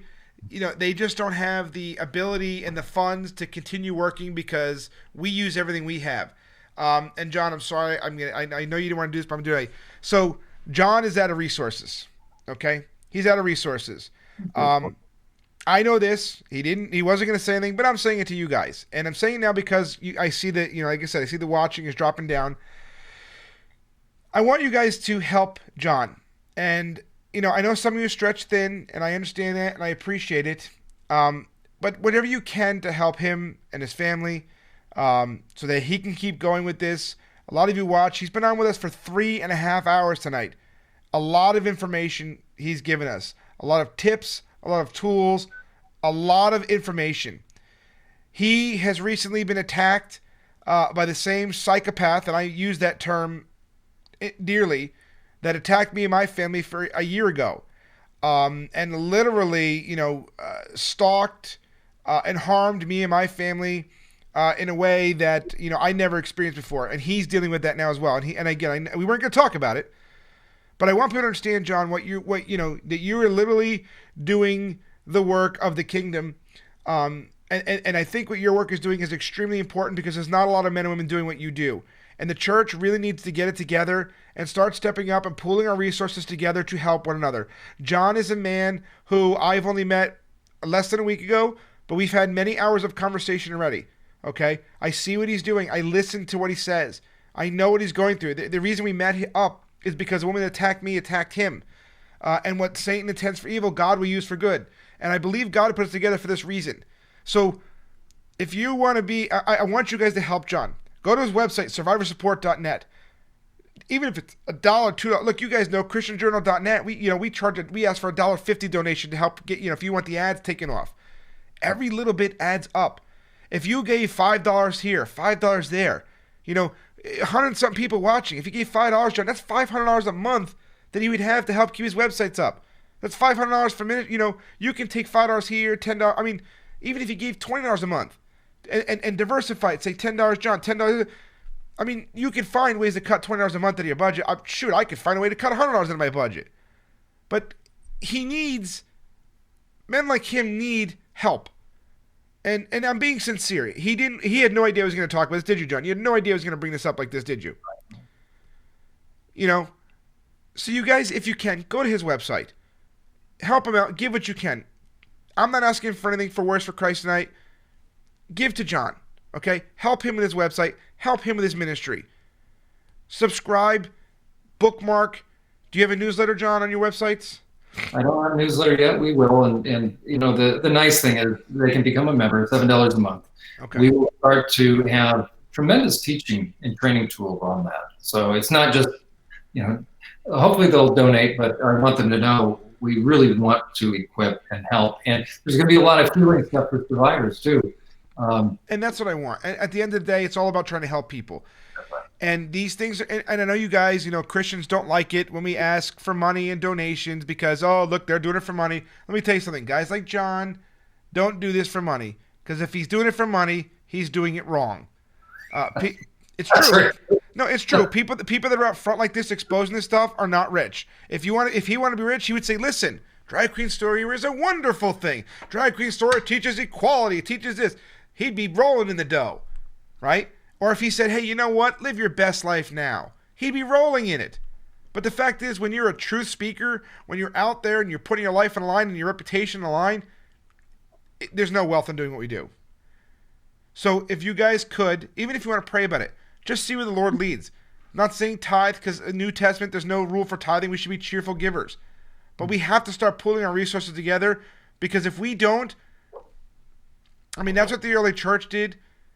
We have to, you know, we have no choice. I mean, look at the information he gave you tonight. Look at the information he gave you tonight. Mike Ladd said he's got a page of notes already. That was over an hour ago. And yet, you know, so again, survivorsupport.net. Help him out. Go to his website, bookmark it. When his newsletter's up, subscribe so you can get the information he gives out. You know, go to his Twitter. What's your Twitter again? Oh, it's John, Jon, Uhler, LPC. Okay. And Facebook, same thing. You already got several friend requests as it is. So I'm going to be working with John as much as I possibly can from a ministry standpoint. I'm going to help John with what I can do, but I'm only one person. So you guys get the information out there. Have your friends and family come out. Okay, have them go to John. If you have family members that have been victimized, abused, talk to John. Have them reach out to John. And with that said, John, I'll give it back to you. Sorry, I didn't mean to throw you up, but you know, when people are starting, I wanted to put that out there before people leave. And I actually now have my little tablet, and I'm seeing some of the comments, and they're very nice. And some of you have been tripping for hanging in there this long. Good. And you can tell how many hours we keep track of it. You know, it's counting in a nutshell. But what I would say is this: I do want to sort of shift just for a second in closing.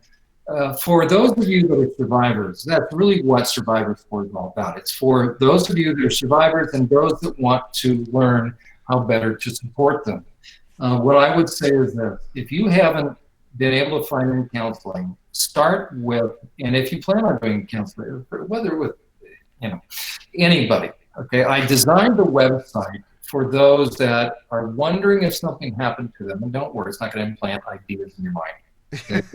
If somebody has been abused, sometimes those memories get stuffed down, okay? There's a lot of symptoms, okay? They're oftentimes misdiagnosed. Right. So for those that are wondering, for those that know, but they want to jumpstart the process of healing, or those that are currently in therapy and between sessions, that's a long time. Okay, I designed survivorsupport.net. What's his Twitter name? Sorry, what is it again? It's at JONUHLER. Okay, John K. Uhler. Oh, John K. Sorry. Yeah. JONK. That's right. I'm shadow banned. You won't find me. You have to be. Twitter's totally shadow banned me. So it's John K. Uhler LPC for licensed professional counselor. Okay, you have to type it in specifically, or you'll never find me. Right, there it is. But somebody beat me to it. Okay. Well, what I want survivors to understand, and also for pastors, you know, I went to Talbot. I understand, and I went to Bible school, and I understand. I want people to understand this: There's no damage to the human soul like sexual abuse. That's why the Lord was so intense, saying, you better go kill yourself rather than harm a child sexually. Pastors need to understand, and Christians need to understand, that the Lord instantaneously saves us from our sins and forgives us. Healing is a whole different process. And so the Lord has patience. The Lord wants people to be healed, but pastors and others need to understand there's a process of healing. It's very understandable, but it takes patience. It takes time. It's like a broken, it's like cancer. It just, healing, there's a process. It's understandable. I also have a whole seminar about that and it's like the grief and loss process. So I want survivors to know they can go on, start from tab number 1 and slowly work your way through it. Under Journey to Healing, drop that down. You'll see healing steps. That's specifically for survivors. There's good tools. Hey, look at that. One donation already, John.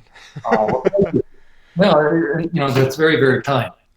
Somebody asked a question real quick. I didn't mean to cut you off again, but let's say, John, are you aware or do you teach regarding altars that come about because of abuse? Yes. Let me speak to that, because I didn't know anything about that, and I had thoughts, and let me tell you, for those that hear voices, and I want pastors to understand this too, and that's why if you're a pastor and you don't know about this, I didn't know about it, go on to the website and study, because you have people in your congregation right now that I get touched with this, that are shattered on the inside. The Lord understands about that shattering. I get touched with it. That's why I did the website. Okay, you have people right now in your congregation. I guarantee you, 1 or 2 that have never disclosed anything to anybody, that are suffering from week to week, and they can't hear your sermons because they got stuff on the inside. It's not demonic. Trust me. Now, but there's 5 reasons for voices. Well, I didn't know that. One of which is demonic stuff, but it's discernible, and now it's easy to figure out. Okay. But unless you understand that what happens when some child gets shattered, get touched again, these perpetrators know how to shatter someone's inner world. And that inner world gets broken into pieces. And those pieces, if they could talk, the Lord is all about... Oh, no, I'm sorry. He said satanic ritual abuse. I understand. That's okay. Right. Okay. So what that is simply evil people doing repetitive things to kids. And so I didn't know it existed. And it's horrible. So I want people to understand this, that if you experience... If you experience a lot of stuff on the inside, go to survivorsupport.net. Go under the Insights tab, and you're going to see under the first 2 tabs. I think it's when pain starts. Here it is. When pain starts to surface, go post by post, because it's going to walk you through. It's going to normalize what you've experienced. By the end of that, if nothing has happened and it's something else, trust me, you'll be finished and you'll say, well, okay, I learned some stuff. But if there's stuff on the inside, by the time you're finished, you're going to feel like a wreck. And that's a good thing, because what it means is the Band-Aid's been taken off the scab. Now, I'm not going to leave you hanging, because that's where healing steps under Journey to Healing go through step by step, and there's therapeutic music. I've chosen every one of those Christian videos and music videos, and start with the first one, and I describe how to do it properly. But you have to get still, because people that have been abused or people that have stuffed their stuff is trying to come up to get healed. Truth is trying to come to the surface, but it's painful. So what the average person does, because they're normal as this without even knowing it, they distance themselves from pain because they're not crazy. So the truth is trying to come up. And so the church is horrible with this, and we'll end with this. Churches like to pile on activities and get people busy. There's a time and a place for that. But look at what happened with Mary. Mary, I think, got into some really bad stuff. Martha was the older sister, I'm assuming. She did it right. She was into church and all. But what you see is Jesus comes to visit. Lazarus, I think, has been raised maybe by that time, maybe not. But you have such a classic example of somebody who doesn't maybe have a lot of stuff, but she's frustrated. She says, well, tell my sister to help. She's just sitting there listening to you. Right. And what does he say? He says, Martha, I love how Chuck Swindoll puts it. Your underwear isn't lawn. Meaning he says that he said, you're all worked up over stuff. Mary has chosen the better thing. And what that simply means is this. Her soul, I get touched. Her soul needed something that she knew that Jesus had. Sorry for this. For those that are wounded, they have to get still, because it's only in the stillness will the stuff come up, and that's why churches are horrible in a sense. The last thing you want to do to somebody that's trying to heal is get them busy. Why? Because it'll distract them. So you look at somebody that is compulsive cleaner and stuff, guess why they're compulsive? They're staying away from their stuff. So on that's my advertisement as far as my. And we'll definitely bring you back up. My computer is freezing up again, so yeah, But I don't anyway, want to. But it will definitely bring you on, John. I definitely want to stay. I definitely think that I would actually wouldn't mind giving you the whole channel just for yourself to come on here by yourself. I send you a link to the deck. Just go on here and do what you got to do. But I hope that you guys that are watching, I hope you guys, realize that, John, he took almost 4 hours to come on with us and to help educate us. And John, I appreciate it. I love you as a brother in Christ, and I think that if more people listen to what you have to say and realize that, not everybody out there who calls us a Christian is one, that these people that are putting our children in danger, that are hurting our children, that are, these people are reprobate spiritually, but and I know you're with me on this, but not everything is a demonic possession. Some people are just bad. Some correct. people are just, and I appreciate you, and look, we're praying for you and your wife, and I know our group here, our followers are as well, and I just hope that, and I pray that they utilize your websites, and we can get what needs to get done, and we'll definitely stay in touch. Well, I'm gonna stay in touch. You know that already, but we're definitely gonna have you back on here to do what next time you do what you want, when you want, how you want, and you just take the whole thing for yourself. Maybe we'll do it methodically. We'll just start to walk through maybe some healing. Help people. Well, that's just it, and I know a few people already that are going to reach out to you. They've already told me they want to reach out to you. So let me qualify. It's not like a healing. No, meaning what's the process of healing? No, we do believe in healing. I mean, Nike's healing, but I also believe people like you are in a healing type ministry. And I tell people this: if you need help, if you need counseling, there's a number below here. Or we have a prayer number. There's no shame in asking for help if you need it. Right. If you need help and don't ask for it, that's when you should feel embarrassed.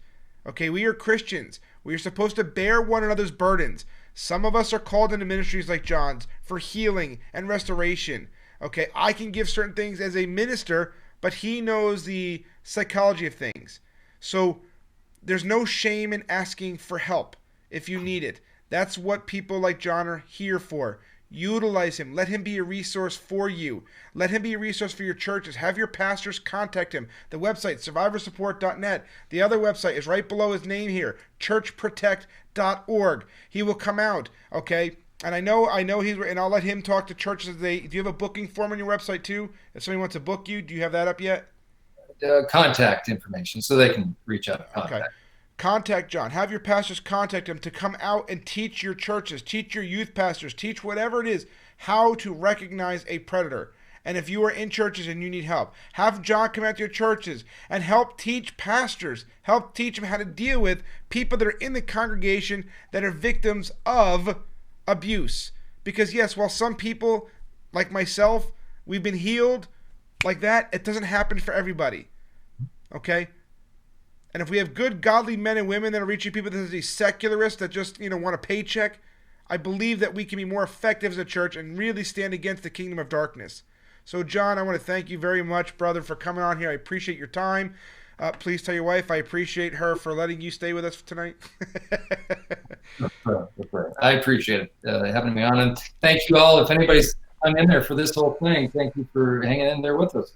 Yeah, and like I said, if you were going to donate to us tonight, please don't. Go to John's site, and if you were going to, even if it's $5, $10 we're going to give to us tonight, give it to John. Go to his site and give whatever you're going to give to him. We appreciate you all. God bless you all. John, again, thank you so much. And I'll probably talk to you tomorrow. Thank you all. Thanks, John. God bless you, brother. Likewise. All right. Good night, guys. Good night.